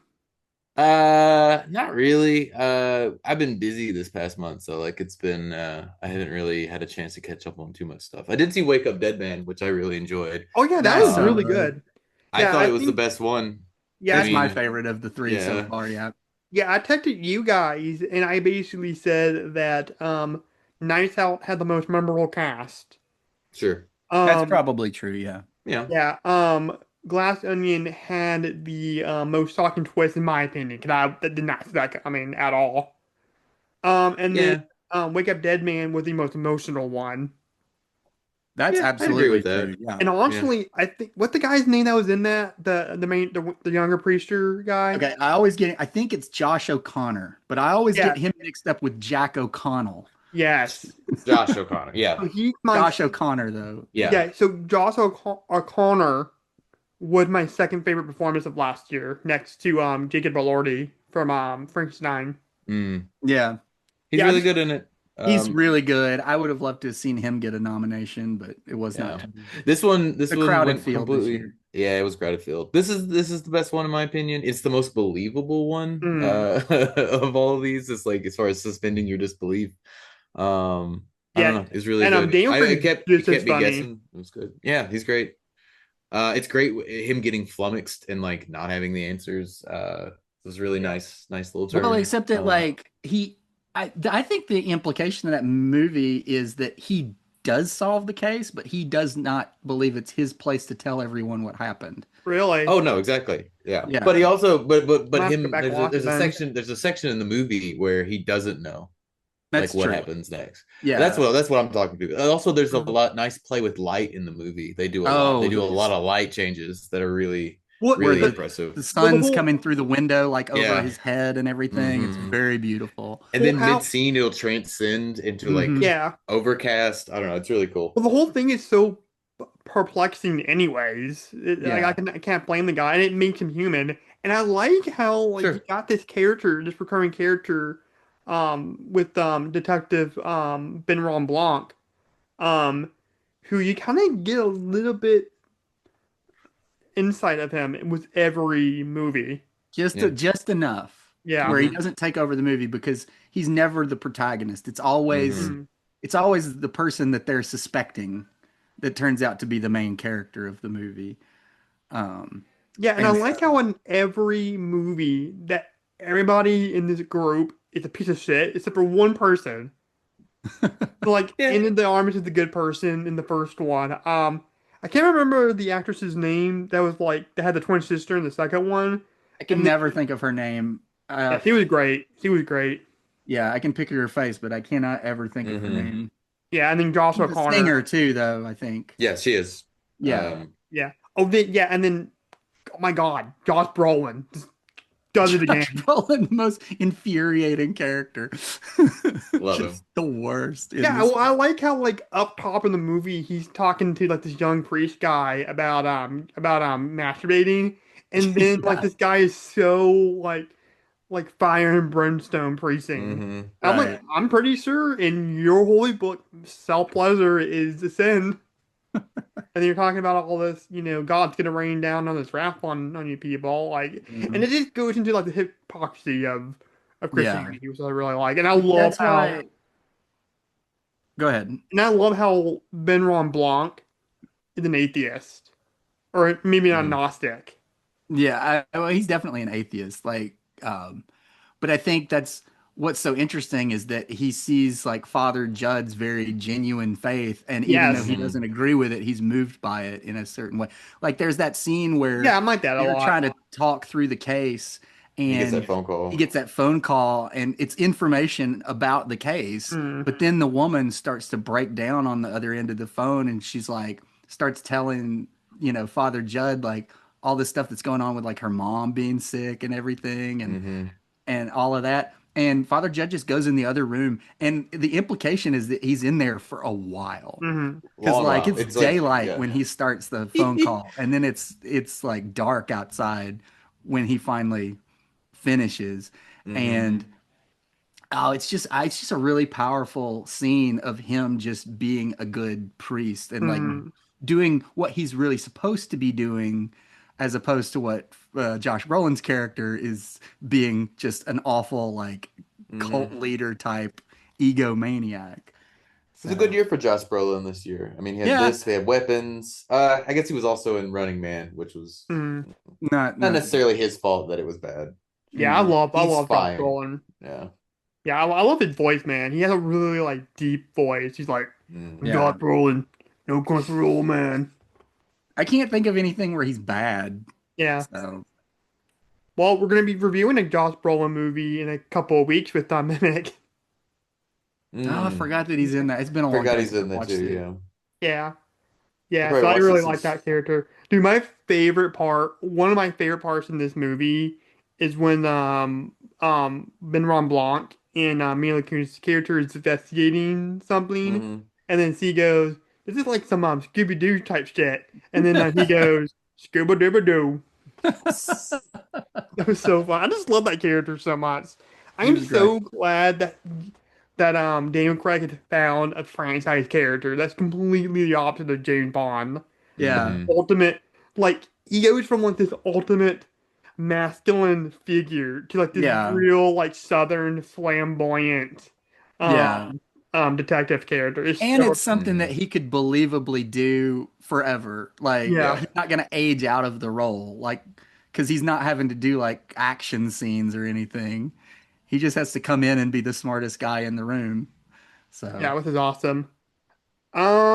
Okay, I guess I'll go next. So I'll do another.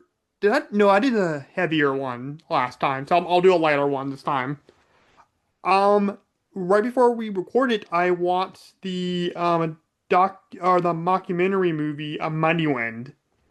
Um, Mm. oh, I love that yes, movie. It's great. with Spinal Tap. Basically, it's basically the Yeah. same people in But A the Spinal folk, a Tap. opposite of folk, Spinal yeah, Tap. a folk Spinal Tap.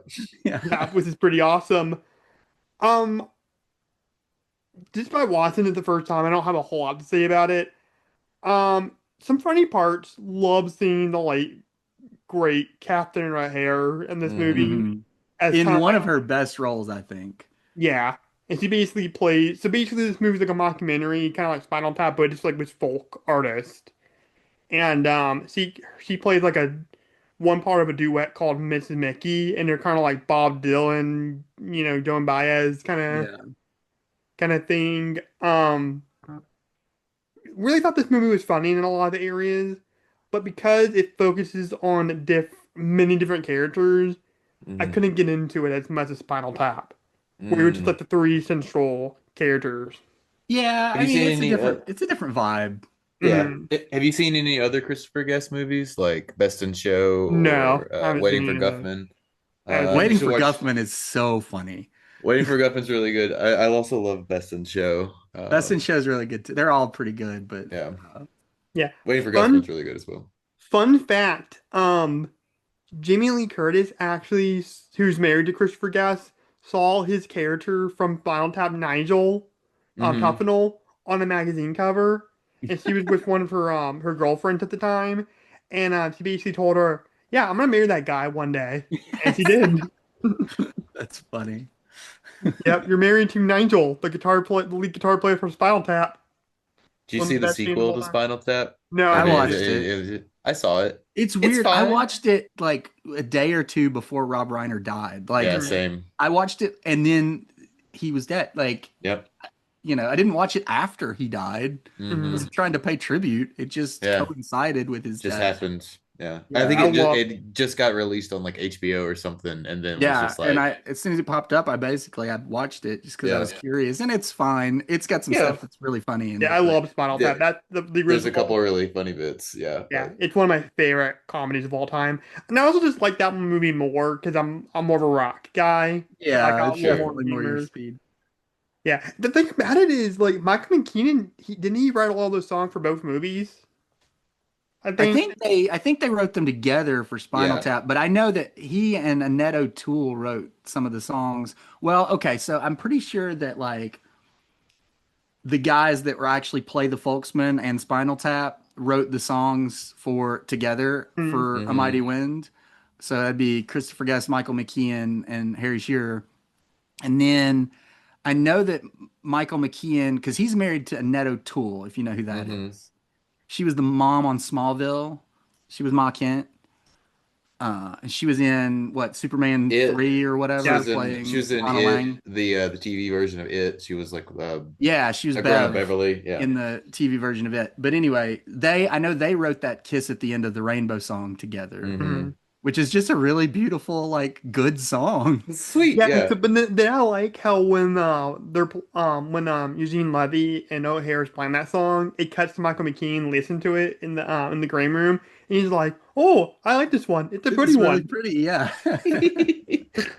But man, that scene at the end where the everybody is gathered Mm, in the wings of the stage wanting to see if they actually do the kiss at Hmm. the end of the song is just like that is like tension and wonder. It's just a beautifully yeah, done scene in Yeah. this very silly movie.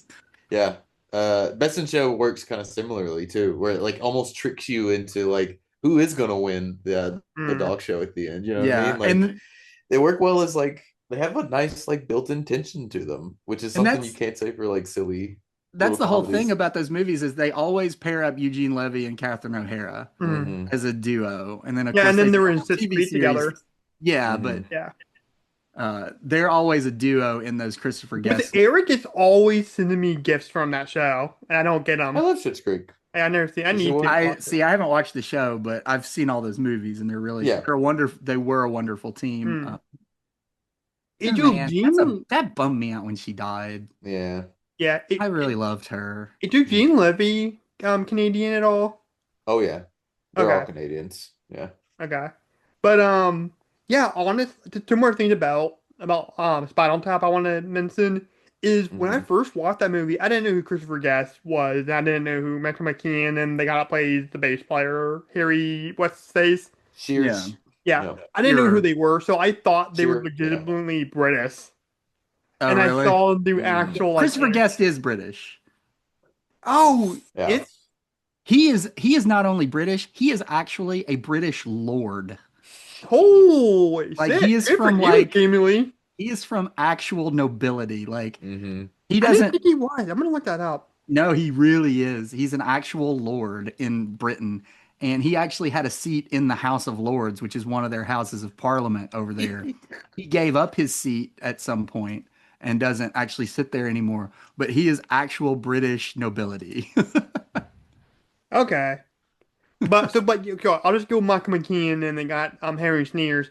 I thought these guys were British. No. And when I heard them Yeah. actually talk, I'm like, wait, they're American? Well, you know Hmm. who Harry Shearer is, right? Now. He's so many voices on The Is on Simpsons. Simpsons. Oh, Yeah. really? Oh He's yeah. like Mr. Burns and Oh my God, no shit. Hmm. he's like a bunch of voices on that show. I can't think of all the Mr. Burns is the one that I think of first. I Hmm. think he's the principal and Skinner. Yeah. he's like the Reverend Lovejoy or whatever. Hmm.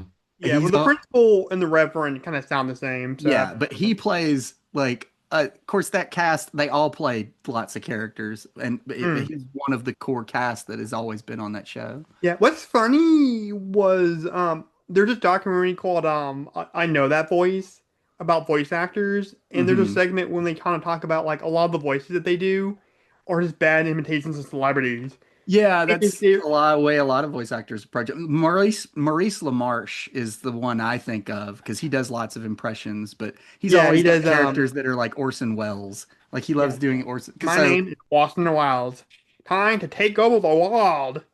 yeah, that's all the brain is. It's just his Orson Welles impression. Yeah, so he said so Hank Azaria does the three police officers and he basically said it was bad Stallone, bad Energy Robinson, and bad Al Pacino. And I heard the other two. I can hear the other two.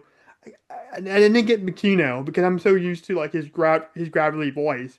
Until I saw Dog Day Afternoon, I'm hearing him be like, Oh, okay, yeah, yeah. That's a totally different Yeah. Pacino type of yeah, and he's voice. all like neurotic, and he's like, hey, can I get Yeah. some pizzas and some beers in here?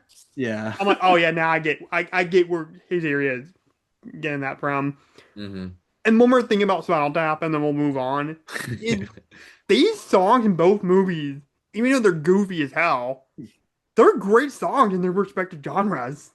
Yeah, like the music of them is good. Just the lyrics are very stupid. Yeah. Yeah, a little bit. But I don't know. When they start playing Stonehenge, like I'm in. Like I love that as a musical Mm. piece and all of its little movements and things, Hmm. you Yeah, know? yeah. So I fucking love Spinal Tap. Like I would go see them if they started touring. They did. I mean, that is part of like the sequel is like they did a live show in I think New Orleans. Oh Yeah, my that's That's where God. this I would mean have that's where been. it's set in the movie, so Yeah. I assume that's where they've shot it as well. Yeah. Yeah. But anyways, you got another one, Jackson? I don't know. I mean, I watched some other movies, but nothing that I'm like really geared up to talk about. Like I can just read off some of the ones that I watched. I Okay. mean, I don't know. I mean, we already talked about Send Help. Mhm. I watched Hamnet. I think I brought that up on the Christmas episode Yeah. though. I watched Hmm. Begonia. That was really cool. Dude, I love the fact that Yorgos Lanthimos got an actual kid on the spectrum, which is amazing. Mm. Because like I'm watching this performance, I'm like, either they got an actual kid with on the spectrum, or this kid is this amazing actor. hmm. Let's see. Yeah, so there's my note there. I saw Jay Kelly. I I still liked need to see it. that. Mm. It was a really solid like just character Mm. comedy. Let's see. I watched Megan 2.0. It was garbage. It well, I like saw I it saw was it too. Yeah. it It was starts like out fine. It starts out pretty good and then and it then just kind of turns falls into just apart. straight hot garbage. Um Yeah. I wonder if that one's gonna be one of those ones where people appreciate later, like several years later. If it had a stronger second half, I would say yeah. But it just falls apart like in the Okay. yeah. second half of it. Yeah. I mean, And The first Super Mario Brothers movie was, got terrible reviews, and then people like appreciate it now. So yeah, but But people that's like love it because they hate it because it's yeah, bad, you know. and plus it's just doing something completely Like insane bad with the shit. source Yeah. material. mm, Like Patrick Willems actually did a whole video essay on why he would rather watch the old Super Mario Brothers to the new animated one oh really? because they just did something completely insane with it. Let's see. I watched The Long Walk. That was really good. My Francis favorite Lawrence, I movie of the wonder if year. he's okay. He really likes movies about like Hmm. dystopian death contests.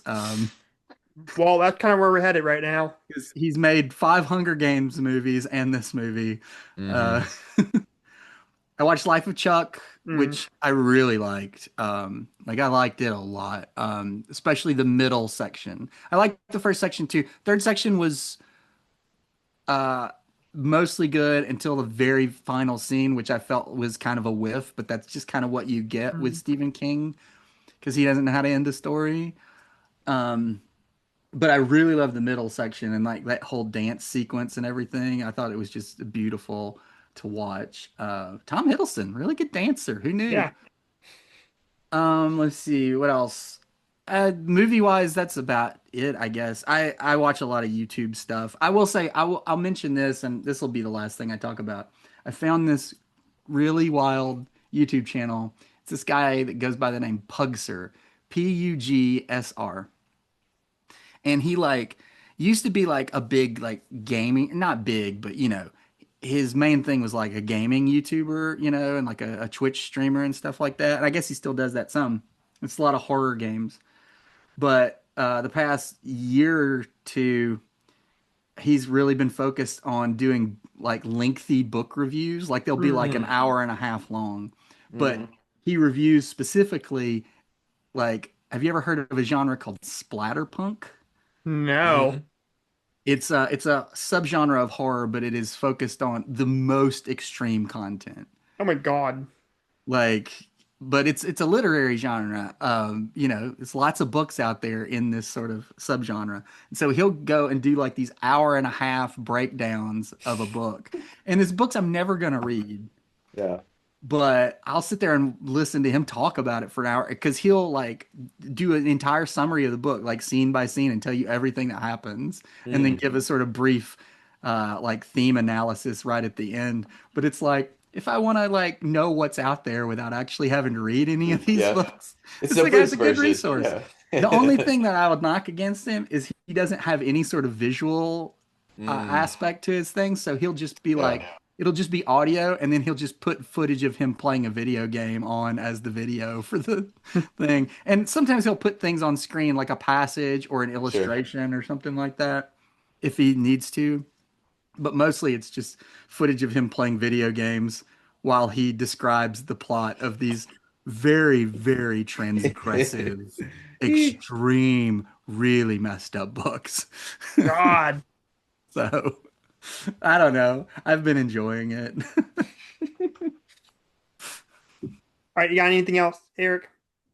No, I haven't really watched any other TV shows or movies. I think that kind of hit all those. I have been doing sort of like what uh listening to some like film criticism, critique stuff on like YouTube here now and again. And two of them that I've been listening to recently. One of them's a little older, which I really love. It's called "What's So Great About That." It's this younger British woman giving these sort of like deep dives on like culture and a lot of like horror and video game stuff like that. Those are really good. And then there's another one that's more recent. It's called like Broy Detional, which is just a silly I think I've name. seen some of their videos. Yeah. And they're pretty good. They're pretty good too.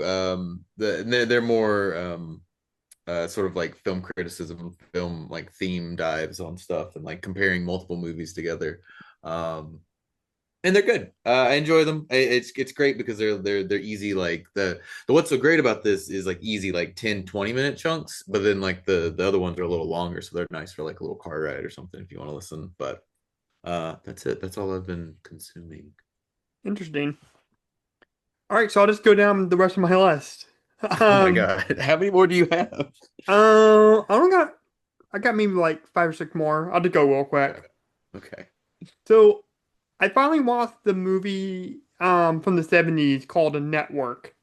Mm. Oh yeah, yeah, yeah. Yeah, the Sidney Lumet movie. Hmm. Hmm. Really loved it. I'm thinking Sidney Lumet is starting to become one of my favorite directors now. Hmm. He's great. This is my third movie from him. So far I've seen 12 Angry Men, this, and then Dog Day Afternoon. He's got a very large body of work. Yes. Like he Yeah. did He like the is. original Murder on the Orient Express. Yeah, that's a Hmm. really good one. Yeah. He has a really good book. I Yeah, I think it's started listening called to that. Making Movies. It's about him. Like I think it starts with Murder on the Orient, um, but then he goes in and talks about like the process of like making movies and stuff like that. It's Yeah. really good. So basically this movie it's just a clever satire of like the media. Um Hmm. it's about this news outlet where this one of the older like anchors are about to retire. 'Cause I think they fire him or something like that. I can't remember. And then he basically is all depressed about that, and he straight up says that he's gonna blow his brains out on live television, Hmm. Yeah. what gets the views. And then like he starts to like claim to see like visions, like a specter is like Yeah. in the visions, and then like he becomes like this prophet, basically Hmm. basically telling people to stop like believing what you hear in the media, and that's where you get the famous I'm as mad as hell and I'm not gonna take it no more um Yeah. kind of thing. And the funny thing is like he's telling people to like turn the TV off while he's telling people this on TV. Yeah. Hmm. And then you have like Faye Dunaway, who is one of the heads of the network. Hmm. And he's a very despicable character because he's using this old senile old man to get views up. And then um and as a side plot, there's like this video of like this revolutionary group robbing a bank, and it's Hmm. like a big sensation. And then she wants to make that into a television movie using the actual footage, and then the two stories kind of connect to each other. It's really Hmm. crazy. It's a really good I satire. saw it a long time ago. I remember some things about it, but yeah, it's pretty wild. Yeah, and then one of my the best part of the movie is Ned Bundy's monologue. Ned Beatty. No, yeah, Ned Betty. Beatty. Yeah. Yeah, because he's only got like one scene, Yeah, he right? That's got a the only couple scene. scenes. I He mean, got an Oscar nomination for yeah. like Oh, very 10 rightfully small minutes of amount of so. work. screen time. Yeah. Rightfully so, because he's amazing in this one Yeah, he's scene. always great. So Yeah, like so basically, like he, and again, I don't know all the details because there's a lot of political talk in this movie. yeah. Hmm. Basically, Mr. Beale, the older gentleman, he exposes some things that the U.S. government is doing, like business-wise, with like another country or something like that. Hmm. And I can't remember who Ned Beatty was in relation to the network, but the network and him are not too happy about that.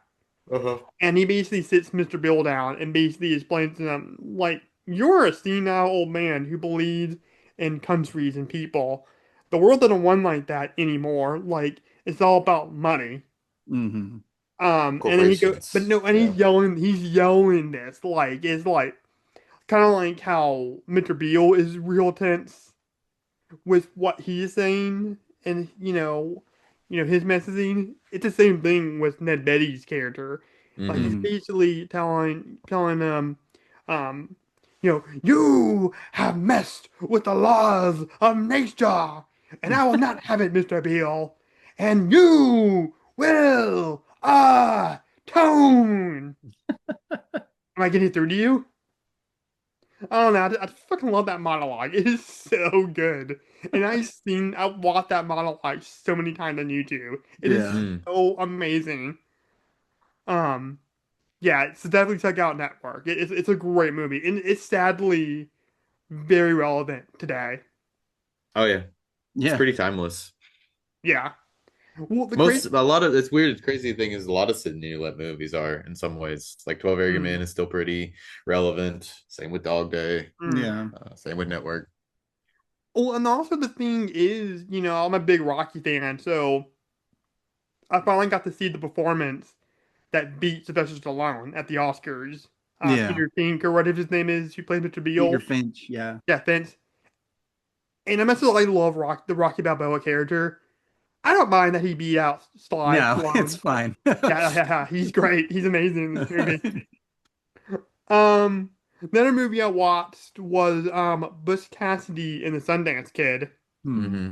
about these based on a true story about these two bank robbers in the old Western times. And I'm not a big Western guy, but I really like this one. I love Robert Redford's and Paul Newman's chemistry. Hmm. Hmm. And there's kind of like a love triangle here too, which is a lot of fun. Hmm.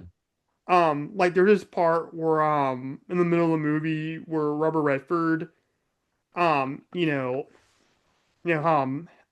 enjoys his little girlfriend's presence, so to speak. And then she wakes up and then he goes on a bike ride with Paul Newman, and then they come back to like this little cabin, and then there's like a little fun little banter between him um and Redford, which is a lot of fun. Them trying to escape the law, and then they're trying to like jump into the ravine, and then Redford's like, I don't know how to swim. That's a lot of fun. They end up escaping to Mexico by the end of the movie, and there's like a really intense shootout there, with like just ends in the middle of it. Like the movie just abruptly ends. Yeah. Like Yeah. they're hiding out, like they're taking cover, and then they're like, how we're gonna make it out of it, and then they just run out, and the movie's over. And then the movie's over. Yeah. And the movie's over. And they're dead. Yeah, so definitely a pretty fun movie. Check it out. George Rory Hill did another movie that not a lot of people have seen that I would recommend as well, called The Great Waldo Pepper. Have y'all ever seen that? Never heard I've of heard it. of it. I've never seen it. That's where he's It's pretty an great. airplane pilot, right? Yeah. Some like there he's like a stunt pilot, and so there's a lot of like stunts in the movie. There's some really good ones, and there's like one really bad one where there's a mannequin, like you can clearly tell it's like a mannequin attached to the side of the plane, but pretty great. It's a fun little late 70s sort of Robert Redford movie. Cool, man. You got any thoughts about Butch Cassidy and the Sundance Kid, Jackson? I haven't seen it in a long time. I remember liking the first half of the movie and then getting Mm. kind of bored when they go to like Argentina or Yeah. whatever. But Let me guess. You watched this movie with your dad growing up when you were a kid. yeah, when I was like probably in high school Yeah, or something. this is definitely a dad movie for sure. The one I like better that's Newman and Redford and George Roy Hill is The Sting. Yeah. Hmm. I like that one quite a bit more than Butch Cassidy. Mm. Yeah, we were snowed in for like a week, so I watched a lot of movies. Hmm. Yeah. That was one of them, along with Red Eye. Um, Another movie I watched was Dark City. Mm. That was Poya's Wow, it's movie. been a while since I've seen that one too. Yeah, really liked the film noir element because it's kind of like Blade Runner, where it's kind of like a film noir meets like a sci-fi. I kind of felt like both elements didn't really match well for me Hmm. a whole lot. Like I like the concept of the movie, but I felt like the sci-fi and the film noir stuff did a mess a lot better in Blade Runner. Hmm. I remember just thinking it was just okay. Like I Yeah. liked the way it was shot and the atmosphere of it. What I Mm, did not like is how the musical score in that movie never stops. Hmm. mm, Like It it's is just it is always, insistent. Yeah. and it's like not even that good. Like it's Yeah. kind of cheesy music. It's like uh nighttime and the city, and here's like a saxophone or something like that. And I hated it. I I hated the think music in they that movie. I think they fixed some of that for the director's cut. So there was one version that came out like I don't know, maybe Yeah, 10, 15 I years never ago watched the now. director's cut, so I don't know. Uh it's a better version of the movie. They take away like there's like a big old long exposition at the top of the movie where they like Yeah, explain everything before you get into it. yeah. Because the studio was afraid that people wouldn't know what the fuck's going on in this movie. And so I think they went back in and fixed the score too, but I can't remember. No, It's I been a don't while know. since I've seen it. yeah. So basically, what this movie is like this alien race called the Reapers or something like that. They basically, if I remember correctly, they kidnap a bunch of humans and they put Hmm. them on this planet, which is simulates like an urban city, and they do like these weird experiments on them. Yeah, Which like they're help. always changing the buildings and stuff like that. And Hmm. Yeah, I it's thought that a was kind of a cool idea. Like the yeah. city is always changing, so you never really know how to get around. Mhm. But it's a really weird movie for sure, and it's from the same director as The Crow, so there's that Yeah. constant like movement, and it's very visual. But yeah, it's a cool movie. Jennifer Connelly's in it, which is what the best visual in the movie, in my opinion. But no, it's a really cool movie. I liked it. I just felt like the film noir stuff and the sci-fi stuff didn't really mesh too well together. Another one I watched, and we just talked about it recently, was One Battle After Another. Hmm. Hmm. Um, Holy crap! I don't know why I slept on PTA for so long. I freaking love this movie. This movie is in my top 10 of the year. But now, I don't have your kind of perspective where I've seen the other PTA movies. I've only seen Licorice Oh, yeah. Pizza. There's Uh, better ones out It there is a than this very one. different kind of movie for him. Yeah. mhm. So, way more of like an action movie, I guess you would call it, or a thriller. Like normally Mhm. that's not really what he does. So, Yeah, but he does do like a lot of kind of like epic movies, right? Kind of. no, not really. I mean, all his movies are pretty, except for like Character Magnolia. driven. Magnolia is like a crazy, It's like him trying to do his Robert Altman epic, like his, and yeah, like the camera's always moving, and it's nuts. Yeah. Um, What would you guys say is your favorite PTA movie? Hmm. Like where should I Probably. go from here? That's tough. if you're looking for something that's shorter, you should start with Punch Drunk Love. Okay. And then probably if you're alone in the house, watch Boogie Nights, and Right. and then if Guys, I know the you infamous scene when he talks to his prosthetic penis. oh, there's Oh, that's multiple scenes. That's there's that's lots of the scenes yeah. like Yeah. that in the movie. Specifically, I know that about that scene. That's the You very would last scene of the movie. yeah. That's there's plenty that leads up to that. Uh, you would probably like There Will Be Blood if you haven't seen that There Will one. Be Blood is really good. Dude, okay, It's my good. my the funniest thing that has ever happened on this podcast is when you guys were reviewing Rob Zombie's Halloween 2, Uh-huh. and then you messed up saying Donald Pleasance. You said Daniel Pleasance, and you were like, "Oh yeah, I thought I was probably thinking that was saying Daniel Plainview or something like that." Uh-huh.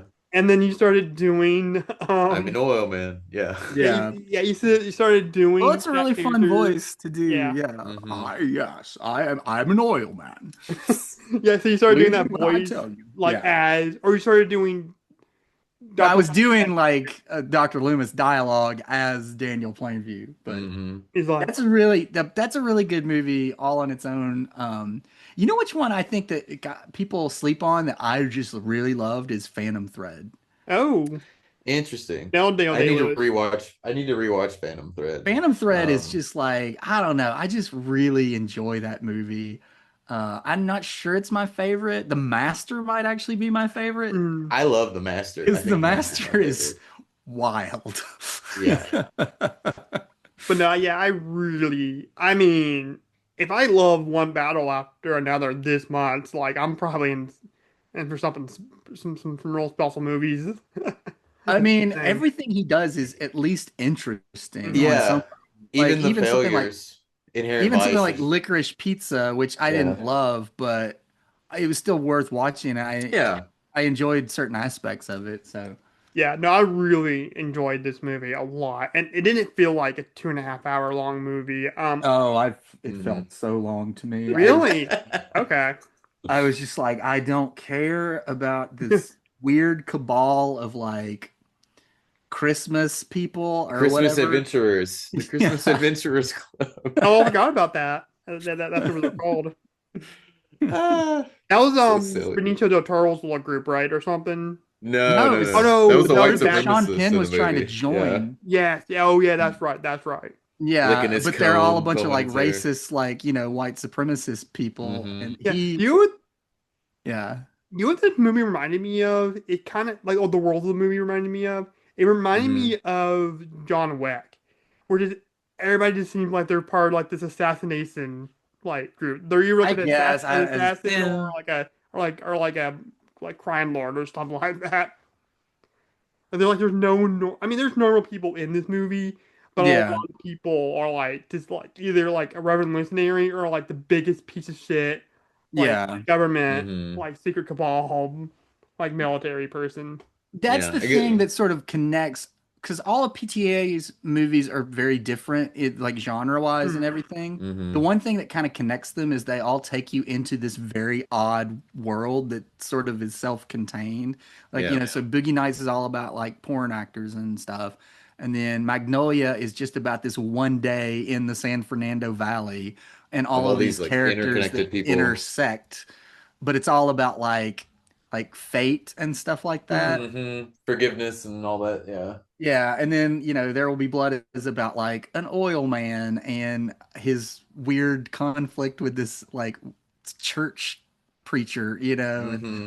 yeah. they all take place in their own little kind of world. I mean, The Master is about Scientology, basically. Oh, Yeah. really? Yeah. Well, what the hell's Tom Cruise was in that movie? You mentioned Magnolia. I'm pretty sure Tom Cruise would never speak to PTA ever again after they Oh The yeah, Master. made that movie. Yeah. Because Philip Seymour Hoffman in that movie is basically playing L. Ron Hubbard. Yeah. yeah. But So no, I love Benicio del Toro's character. I thought he was really funny. Sensei. Yeah. Yeah, it's just so funny that like this Hispanic guy is running like a dojo. I mean. Like it's very Gotta like do an what you gotta Asian do. kind of thing. I took But karate when I was a kid, and it was all white yeah. senseis. Yeah, But then yeah, again, the main character from Cobra Kai is Hispanic too. So I mean, there you go. sure. Miguel. But Um, I love the part when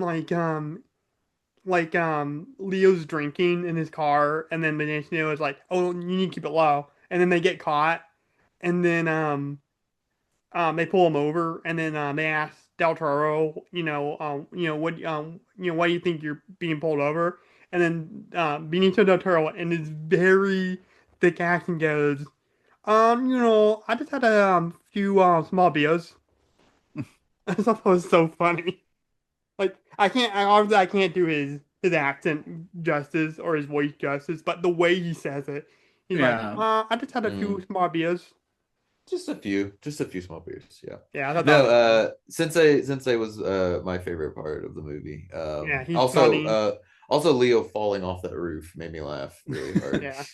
Leo's really good at physical comedy Hmm. Yeah. when he gets to do it. Hmm. So Yeah, he's really funny. Yeah, I like Leo. I don't think he's gonna. I think that's the one award that this movie definitely not gonna get, like at Yeah. all. yeah, I don't think so. He's got his Oscar.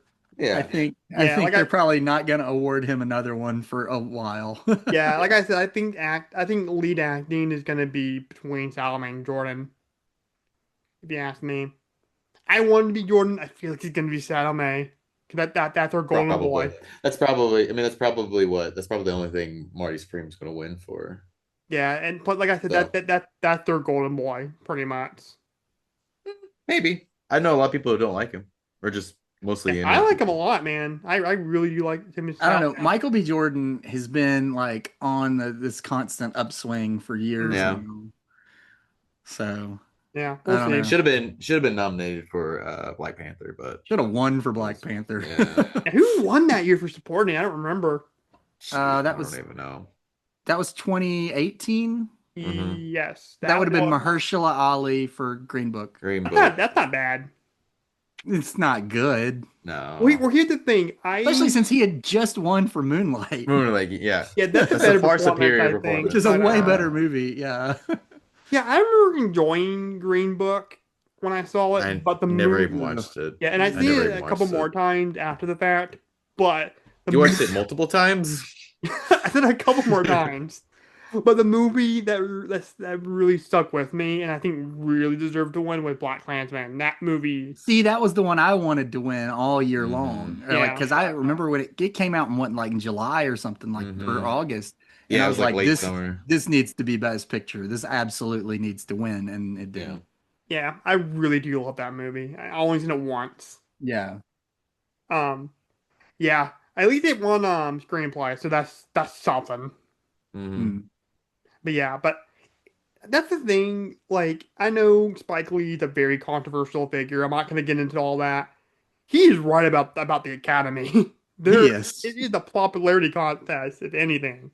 Oh It is yeah. funny that it was the same situation as the last time, or when Do the White Thing came out, where it was it's going up against a racial movie, but Hmm. like through a black or white person's perspective. Hmm. Hmm. Pretty much with Driving Miss Daisy. Same thing with Green Book. It's Green Book and trying to, Driving Miss Daisy are basically the same movie, but Yep. flipped yeah, racially. So, yeah. And I'm not again. I'm sure Driving Miss Daisy is an excellent. It's a good movie. I actually And I'm like working that for. movie. I mean, Yeah. I understand what's wrong with it, but Yeah. it's so charming to watch It's a those two charming movie. actors Mm, Hmm. like and their chemistry, like Morgan Freeman and Jessica Tandy, are Hmm. just so good together. Like it's just a very watchable movie. yeah. But honestly, I mean, Do the Right Thing and Black Klansman are the only two Spike movies I've seen so far, and they've really stuck with me, Yeah. especially like in these trying times. Yeah. The He thing, has some really good movies. He has some okay movies. yeah. The thing I like about Do the Right Thing was it wasn't just black people against white people. It was all the races that you or all the prominent races that you see in New York. Right. It was Hmm. Latinos, it was these the Asian people, like just everybody that Mhm. was just different. Just Yeah, hated it's each just a other. good portrait of a neighborhood. Yeah. before Yeah. anything else. Yeah. Yeah, like So the part that one of the, I mean, there's several parts of that movie that stick out to me, but the part that really sticks out to me is after it was after John Turturro's character was asking Spike Lee's character, who's your favorite, rock star, and he keeps naming like black people or whatever. mhm. And then it cuts to like like one person from each ethnicity calling like just saying like the most horrific like racial like insults about one other and Yeah. another like Mm, ethnicity. And I mean that scene really sticks out to me. He's Okay, good at that. He's very good at being provocative in that way. yeah. So Yeah. yeah, yeah, and that's the thing. And honestly, I think about a movie like that losing, um, and I just think about like that's what's so messed up about, or not messed up about it, but that's the thing about these award shows. No matter if it's like a mainstream one like the Oscars or mhm. a more fan based one like the Dead Meat Awards, the problem is you don't know how a movie's gonna be perceived over time. Oh, Right. sure. Yeah. I mean, you can guess, real Just because kind the of. movie is popular in the moment. I mean, Driving Miss Daisy, for example, was very popular in '89 when Yeah, it I'm sure came that was a out. sensation in back in the day, but what Yeah. movie what movie really was more provocative towards people? It would Do the Right Thing. That movie keeps getting talked about over and That's the over one Well, again. that so people yeah, still watch. Yeah. it's still a staying power. Yeah. Yeah, same thing with Saving Private Ryan and Shakespeare in Love. Shakespeare in Love. Yeah. Shakespeare in Love is a good movie, though. It Yeah, I is thought good that's a though. fine Yeah. movie, but what movie's more memorable? Well, yeah, I know, but that Shakespeare in Love, that is a product of the Harvey Yeah, Weinstein. Yeah. fuck that guy. Fuck, I don't want to talk about that guy. Yeah, that guy sucks. But Um, that was how powerful he was at the time. That Yeah. yeah, I he got that honestly I Best would Picture. say '94 was Forrest Gump. Forrest Gump's a great movie. A lot of people love it, but what movie's more beloved? That or Shawshank Redemption? It's the Shawshank, but Yeah, that Shawshank movie's nobody saw the Redemption. undeniable. Shawshank Redemption when it came out. Well, Like Yeah. that nobody saw the Shawshank Redemption when it came out. yeah, but I'm talking about like today's perception. Like what movie is more Yeah, beloved? And but Of and, that's course. the Of course. Of course. yeah, but and that's Forrest probably why Gump is a people bit didn't vote for it is because it was. We talked about this earlier yeah in the episodes. Like box office has a big part of it, yes and Forrest Gump was a huge Hmm. hit, like a yeah. four quadrant hit. The soundtrack was a big hit. Like Mm. everybody bought that Oh yeah. soundtrack. The Shawshank Redemption didn't make any money in the theater. The Shawshank Redemption didn't become a popular movie until it started showing up on TNT 24 Sure. hours a day. Yeah. Well, the thing is, it's like Forrest Gump. Yes, that's a very much beloved movie. It has a lot of critics, towards it. Yeah, There's a it lot of people always that don't will. like And Sure. I'm one of them. I don't think it's like a great. I think it's a great movie in a sense. it. Mm. I Um, really like it. I would not put it in my top 30 at all, but no, I no, like it a no. No. lot. But I mean, Shawshank's my top three favorite movies. And Well, then of course the dark horse that year was Pulp Fiction mm, Of because course. that was such a big deal at the time and yeah, still Hmm. is. I like So Shawshank more than Pulp Fiction. It outranks Pulp Fiction in my list. that's understandable. Yeah. Yeah. So yeah, man, the Oscars are kind of cool, and it kind of sucks sometimes. They're fun to predict and Mm. sometimes they're fun to Yeah. watch if they get a good host. But yeah, I don't Yeah, care about sometimes them they get it already. right. Sometimes like they get it like a Silence of the Lamb. That movie stole. Who's hosting it this year? I don't even know. I think Conan is still hosting it. Is Oh, it Conan is. Yeah, coming it's back? Conan. Yeah, Hmm. Oh, Conan's great. I love Conan. yeah, just have him do it every year now because Kimmel's I'd last. be okay with that. I Yeah, love him. because Kimball's last year was not good. Yeah. Nah, it was I not as I haven't good. watched I haven't watched the Oscars in like maybe a decade. Like So maybe I'll watch it this year. I don't know. yeah, I I probably watch watched them it every since like year. Moon. Probably watched it since My Moonlight favorite, my one. favorite two Oscar hosts, well, three. I will say three. I love Jon Stewart as the host. Hmm. I love Chris Yeah. Rock as the host. Oh, he was awesome. And I love Steve Martin as the host by Dude, himself, not with Alec Baldwin, but by himself. He was dude, a my good. favorite part in the monologue for Chris Rock was he was talking about Jimmy Fox, and he's like, Jamie Foxx is such a good actor. He played Ray Charles so good that they unplugged the real life J. Charles. He's like, we don't need two of you. I'm What like, I that's thought was pretty funny is the first time he hosted, he came out and did a whole bit about who is Jude Law. Who is Jude Law? Yeah. And then Sean Penn, being the most humorless man, came out later and he was like, I just wanted to answer our host. Jude Law is one of our finest actors. Like he was so mad about Chris Rock making fun of Jude Was Law. he nominated that year? I don't remember what year that was. Was it I can't remember. 99? No, this was in the 2000s. This is when I was in college. I don't Uh, remember. Maybe Road Perdition. it No, might have he been came Cold out to Mountain. present something. Okay. So I don't know what it was. I don't remember what it was, but it was Mm. funny. Oh God, I That love Road one, the bit Perdition. was funny, and two, Sean Penn totally overreacting to the bit was really funny. Yeah. Yeah. Man, I love Road to Perdition. That's one of Tom Hanks' best performances. But I like gangster movies, and I know you don't, Jackson. So Yeah, I didn't care for that movie. It was kind of boring to me. yeah, I get it. And then I got two more things I want to talk about real Oh quick. wow, okay. Um, I watched an early movie of Orange County. So let me of Jack Black called Orange County. I didn't fuck that Uh, up. Oh yeah, I saw that in the yeah, theater. That's a fun movie. Yeah, it's that's pretty like fun. 24. Yeah, it's like It's like 2002. 2002 or 2003 Yeah. and somewhere, yeah. Yeah, so I've been getting movies from the library a lot just to save money, and they have Hmm. like a staff pick selection, and then they do another thing. If somebody dies recently, they put like their movies on the staff pick, and they did Hmm. Captain O'Hare. So I'm like, Mm. oh, I didn't notice he was in A Mighty Wind Hmm. in Orange County. I will get Yeah. these movies. Yeah. Pretty funny movie for sure. I enjoyed it at the time. I haven't seen it Yeah. since, but I I haven't. liked it Why? when I Yeah. saw it. Yeah, I will say Laughed. I like this movie more than High Fidelity. I like Jack Black's performance in High Fidelity more. I For mean, me, High I don't Fidelity is a know. different type of Yeah. comedy. yeah. This one's really more broad and It's kind of very silly. silly. Yeah. Mhm. But it's funny though. I like what's his name? Colin. It's Yeah, the Colin younger Hanks. Hanks. Colin Colin Hanks Hanks. and Yeah. yeah. He's good. He's a good. I wish he was in more stuff.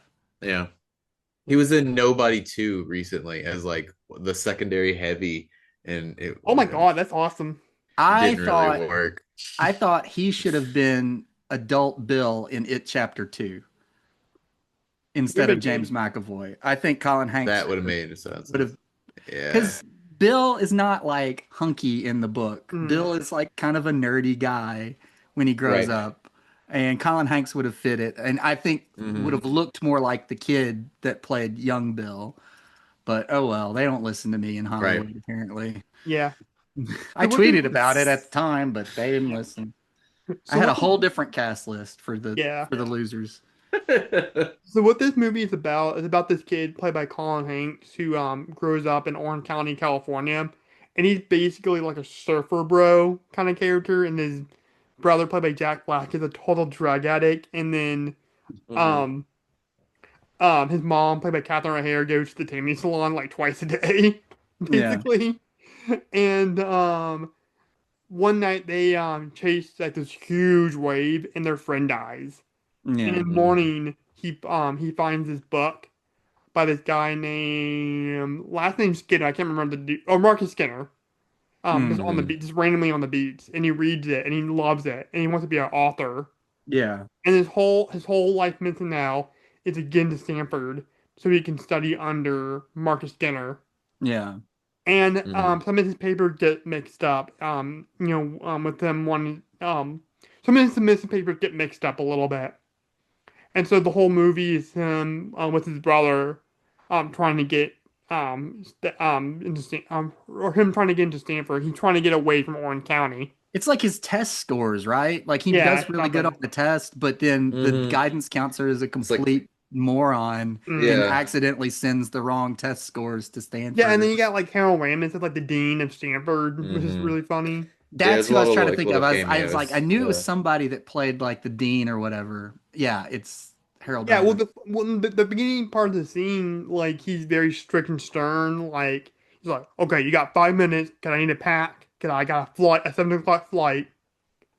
And then like they drug him or something, and then like he's all loosey goosey, and then they Hmm. actually like get him to do what they want him to do Hmm. or them to Yeah. do, or something. I can't remember. This is written by early Mike White, right? Like he'd Yeah, come off Mike of like White Chuck wrote and it, and Buck. then Jake Yeah. Kasdan directed it. Hmm. Yeah. I think it was Jake Walk Kasdan's Hard. like second film or something like that. Yeah. He done like Less Than Zero or something. The one No, with Bill Zero Pullman. Effect with Ben Zero Stiller Effect. and That's Bill it. Yeah. Pullman. Yep. Yeah, but yeah, this is a pretty fun movie. I say definitely check it out. It's very 2000s, like early 2000s. Oh, for sure. Yeah. Definitely. Like the whole what's the song that's in there? It's that Crazy Town song. The Butterfly. Yep. Butterfly. Yeah. Yeah, I don't remember that, but they play It Story was of My Life. everywhere. It was everywhere in 2002. Really? The Yeah. annoyance, the annoyance that he has in the movie is real. Oh, okay.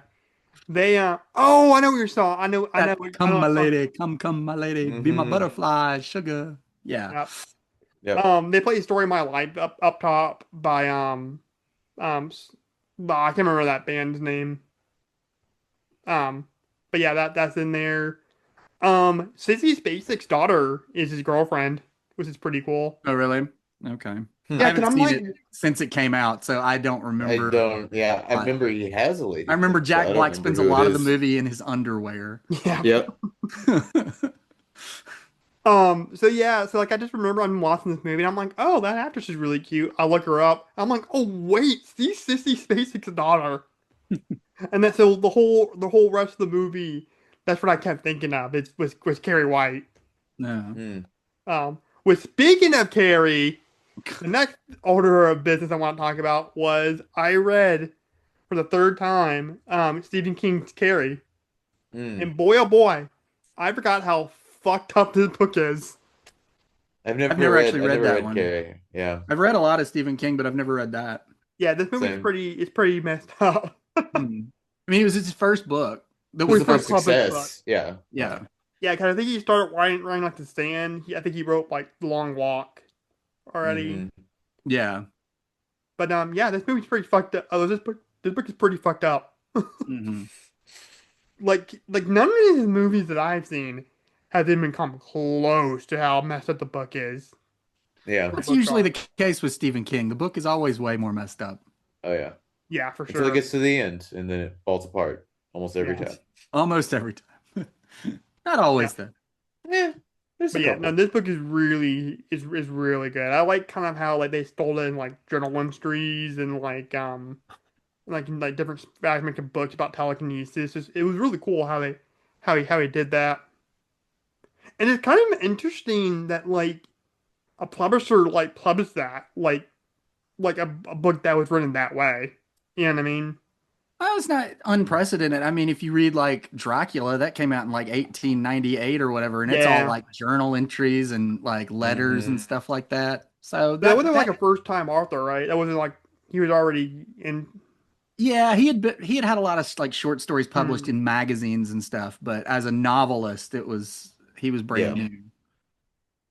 Yeah. But they took a chance on it and it worked out. I mean, he went on to have a Hmm. very successful career. So Yeah, like so much so that we got fucking four movies last year of his work. 4 or 5, yeah, it Yeah. was a Yeah, lot. four. It Yeah, and was then we're for getting a Carrie miniseries later this year, apparently, from Mike Flanagan. Mm. With this, Does I'm kind of Flanagan ever sleep? Isn't he doing like something? Isn't he doing like the he's always Exorcist doing thing something, man. too? Yeah, I heard the other day he's doing the Mist. yeah. Like, He how many wrote projects does he have going? Why is he doing The Mist? There's already a good I movie don't of The know. Mist. Yeah, he's yeah doing it again. he wrote he wrote Clayface, the Clayface Yeah, I knew movie. he Hmm. wrote that, so that'll be interesting. Yeah, you're right. The guy never sleeps, man. Maybe he's just a Hmm. robot that never sleeps. It's possible. Yeah, um yeah, he's actually I don't know if you've seen his TikTok. He's actually really funny. Hmm. Mm. I I don't don't watch anything I on don't have, TikTok. yeah. yeah, but this guy yeah, he's really funny. Hmm. But yeah, Carrie. I Carrie. literally just read the book because the miniseries is coming out, and I'm kind of looking forward to it just because it's Flanagan, and I'm a Flanagan fanboy. Mm. Um, I just don't know what else different they're gonna do with it because it doesn't seem like there's not a big time span between this one and then the remake with Chloe Grace Moretz, so I don't Right. really know. And it's Hmm. not a very long book, is it? It's Yeah, like what, 200 pages or something like that? I like I said, I've never read it, but I've seen it at the bookstore. It's always like a really thin tome. Yeah. yeah. Um, I can't remember the actress's name, but the actress that played Bev Keane in Midnight Mass, the crazy religious lady. Uh-huh. I worked under the priest. Okay. Mm. She's the mom in here, which is perfect Well, that makes casting. sense. She's already proved Um, she can play crazy religious. yeah, Mm. Matthew Lillard is the principal, which is Okay. awesome. So now he's part of the Flanagan family, which Mm. is really cool. Let me pull up a cast list because I don't remember who's on in I this. did watch. Speaking of Stephen King, I did watch the Dairy Show. Did either one of y'all I watch that? tried. I couldn't get into it. I finished it. It's okay. It's Okay, Um, got I watched like it's 2 or 3 episodes and I was just like, I'm not in the mood for this. So, okay. that's it Ooh, doesn't get much better than that. Amber Midthunder is going to be the principal in oh, okay, McDarian. from Hmm. Prey. Okay. Yeah, that's actually a Interesting. really good Okay. casting choice. I can see that because like in the Palma movie, in the Kimberly Pierce remake from 2013, she's really like a lot more of a softer presence. In the book and then the TV remake, she's a lot more of a hard ass. Okay. So Hmm. I'm Talking wondering they're about the gonna. gym teacher, not the principal. The I'm gym talking about the teacher. gym teacher. Yeah, yeah, Mm. okay. Yeah, she's much more of a like a. I mean, she is very caring towards Carrie, but like even like in the middle of Carrie freaking out over her having her period, she actually like slaps Carrie in the book and then the Hmm. TV He version. slaps her in the movie, the De Palma Does he movie too. really? Hmm. Oh yeah. Yeah, she Okay, does. yeah, but I think she's I a don't little bit remember if more she like does in the Chloe Grace Moretz one because it's Judy Greer in that one. I don't remember if she Mm. slaps her in that, but I know she does in the De Palma one. okay, but then it kind of becomes more of like a mothery kind of kind Sure. of role a little bit. Um, but yeah, I'm definitely looking forward to that. Everybody else I don't really recognize their names. Mm. But I mean, it's all the characters are younger, so you're probably gonna get a lot of Right. no name. Sure. Up and comers. Yeah. Yeah, but yeah, I heard the actress playing the mom. I'm like, that is perfect casting right there. Mm. But I even watched the Brian De Palma movie recently because I got it on 4K, and when I first watched it, it was my second De Palma movie, and I didn't really like it at first. I'm Because not a fan. I haven't seen his other movies, so I didn't know, what his style is all about. But now that I watched his other movies, I'm like, oh, I love this movie now. Can I Mm. get like it's supposed to be like over the top and very like very melodramatic. Mm. But yeah, man, that's what we've been consuming past few months. Sorry, y'all. This is like 2.5 hours of us just We haven't rambling. done a 2.5 hour episode in a while, so. Oh yeah, Well, I I guess gotta listen the back. It's a Wonderful Life episode was That almost. went on for a ways, yeah. Yeah, I Yeah, think we're not gonna do the favorite movie, least favorite movie in the Christmas episodes anymore. It's just too much. it is a lot. Oh, It's better yeah. to move that to like this episode Hmm. Honestly, I'm thinking personally. about just doing it as our own, like our own episodes or Oh, our own that'd be videos. fine too. Yeah. Sure, yeah. Yeah, so like Whenever I maybe, actually start watching movies again and actually have stuff to talk about. yeah, so I'm thinking like maybe next year, like when we cross over to the next year, like I can do an episode where I talk about my favorite movies and least favorite movies, and then you two can do your own separate videos. I don't know if you Well, want to. we'll figure it out. I mean, yeah. It may be easier to do that with like the interplay between us. I Mm. don't know if I could go for more than 10 minutes of like, I liked it. It's pretty good. This is what I liked about it. Or we You just should do our watch it. yeah, or we just do it as like a podcast episode. Yeah, no, exactly. We Yeah, should definitely just do it as a podcast episode. yep, yep. You guys want to say anything else before we wrap this up? Thanks for listening, everyone. We're sorry. Yeah. Yep. Next week's This will be episode. the year where you get to finally find out how nerdy I am about Harry Potter. Oh God, Jesus Christ! And it's even gonna get more perpetuated next year. Yeah, Yep. probably. No, you're about to. We're opening a can of worms now Yeah, you're because about to cast a Harry Potter spell. Like you're about to like shoot this I Harry Potter load no, everywhere. it's like you could probably like. It's very hard to beat me at Harry Potter trivia. Mm, I just have so much knowledge and information in my head about the franchise. It's really kind of scary. I So do have a question. I thought about this earlier. Let's say, does Expelliarmus only work on wands? it's never Can you use it? addressed. Can you use it to expel anything? Let's say if you were constipated or something. What Well, the no, Expelliarmus it spell is again? specifically it is a disarming spell. Okay, I was wondering. Okay. I couldn't So I remember. would guess it would work if they had like a knife or a gun. Wizards don't Ah, use guns. They don't even know what guns are. right. In one of the What? books, it actually they they talk about Sirius Black maybe has a Yeah. gun in the newspaper, and What's it says that? which is a type of metal wand that Muggles use. So That's funny. Dude, that's like some fucking like Anne Rice interview with the vampire type humor right there. the Mhm. books are very funny.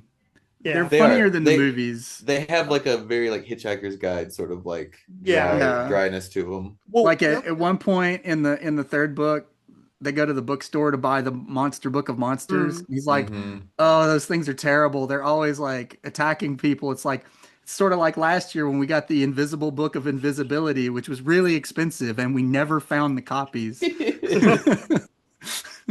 that's why I'm so interested in like this new like HBO series because I feel like they're gonna bring in a lot of that stuff from the books. That's what they're saying they're The doing. So hope at we'll least, see. yeah. We'll Yeah. see. Yeah, and then fucking Netflix, my own Warner Brothers might fuck everything Oh, up. don't get me started on that. So Yeah. Hopefully they see the value of the theoretical window and just let Warner Brothers do their thing and just take part of the profit of it. That would be the best case Maybe. scenario. Maybe. No, I We'll don't think so. see. I think Netflix is actively trying to kill movie theaters. Yeah. But then Yeah, I again, think that is like their goal is for people to never go to a movie theater ever again. but then again, like I've been like what you're saying, like all doom and gloom about that. But then I saw a YouTube video where the person was kind of talking about like his theory about what's gonna happen, and he Oh, basically you said, can theorize, yeah, but I I mean, don't it's a know. theory. yeah, So well, who no, knows? well, he was saying that like movie theaters survived the Great Depression, the advent of TV, and then COVID. Um, so it's gonna be a matter of it's gonna be a matter of making it having an incentive to go to the theater, maybe. So I don't know. Yeah, I mean it's so expensive, Yeah. and I live out in the sticks, and there's one movie theater that's like 30 minutes away, and it's an okay movie Mm-hmm. theater, but it doesn't Yeah. show everything I want to see. It mostly shows like whatever the new kids movie is or the new superhero Mm-hmm. movie. And Mm, sometimes it'll show, like I went to go see The Substance there. I got Yeah. lucky, they were showing it, but a lot of the stuff they don't show. Mm-hmm. I'm about to move again to East Tennessee, and I'll find out what the movie theater situation is there. I'll probably end up having to go to Knoxville to go yep. to the movies, which will Yeah. be Depends like on where you're at in East 45. Tennessee. Yep. But I'm literally like 5, 10 minutes away from our theater, so that's good. Yeah, I miss those days. I used to yeah. be like that, but Yep. But the theater in Conway though doesn't have a great selection sometimes. I yeah, used to live in Conway there with where Drew's talking about. And it is very convenient. It is right there. There used to be three movie theaters Hmm. in Conway, and now there's just the Really? one. There's Yeah. two, I thought. Maybe it was just two. But either way, there was two. There was at least two at one point, and Yeah. now there's just the Sometimes you'll one. get like an independent A24 type movie if it's like gets good enough word of mouth. Right. But you're never gonna get an indie movie. You're never gonna get a foreign movie. Well, you're not gonna right. get an obscure indie movie. Because technically, Marty Supreme is indie. It's a $70 million indie movie. That's Okay, not we're an not gonna indie get With a something like big movie movie. star, and Yeah. okay, we're not gonna get something like super duper obscure is what I'm saying. Yeah. Sure. Yeah, of course. Oh yeah. Yeah, it's usually if it's like get good word of mouth. I mean, I don't get a lot of those here in Little Rock. I'm only like 30 minutes down the road, and we still like the Substance played here, but it yeah, only played for like a week and Yeah. a half or something like that. Yep. Yeah, I remember Hamnet played here the weekend that Sin Help opened, and I'm like, I can't go see both. I gotta go Hmm. see Sin Help. So yeah, I think Hamnet's gonna be a home viewing. Yeah, no, and it's basically gone now too. It snowed here, and then I was just like, well, I'm not gonna see that in theaters. I got lucky. I got to see it when I was in Charlotte Hmm. to Mm. do Nathan's show. So Yeah, so yeah, we're not in like a cool movie city yeah, Mm-mm. like LA. yeah, or New York, where you can Yeah, I see think Any LA. bigger absolutely city. anything in the theater. Hmm. I was Yeah, talking to Emma on Facebook, and she had seen what, like 40 movies in like 38 days or 43 something like movies that. in 38 days Yeah, in You're a it's the, fucking crazy. in the nerd. theater. Dude, And But I I mean, messaged her and I was like, "You have a problem." honestly, I think I think Emma the and this is gonna be weird to compare to this, but as far as like movie knowledge and the amount that she's seen, I think she's a female Tarantino. She's just seen everything. She just Knows watches everything. everything. She's always been that way. I've known her for like yeah. 20 years almost, and she's always been this way. So, yeah. Yeah, I love Emma. Emma's awesome. Yep. So what's the word on her movie that she just made? I mean, it got into one film festival. She's already starting to make another one though. Yeah. She's trying to raise funds for that. I Oh wish I yeah, could support she's it. crowdfunding another one. I wish I could Right. donate money to that, but I don't have any money right now. So, yeah. And I'm about to move. Yeah.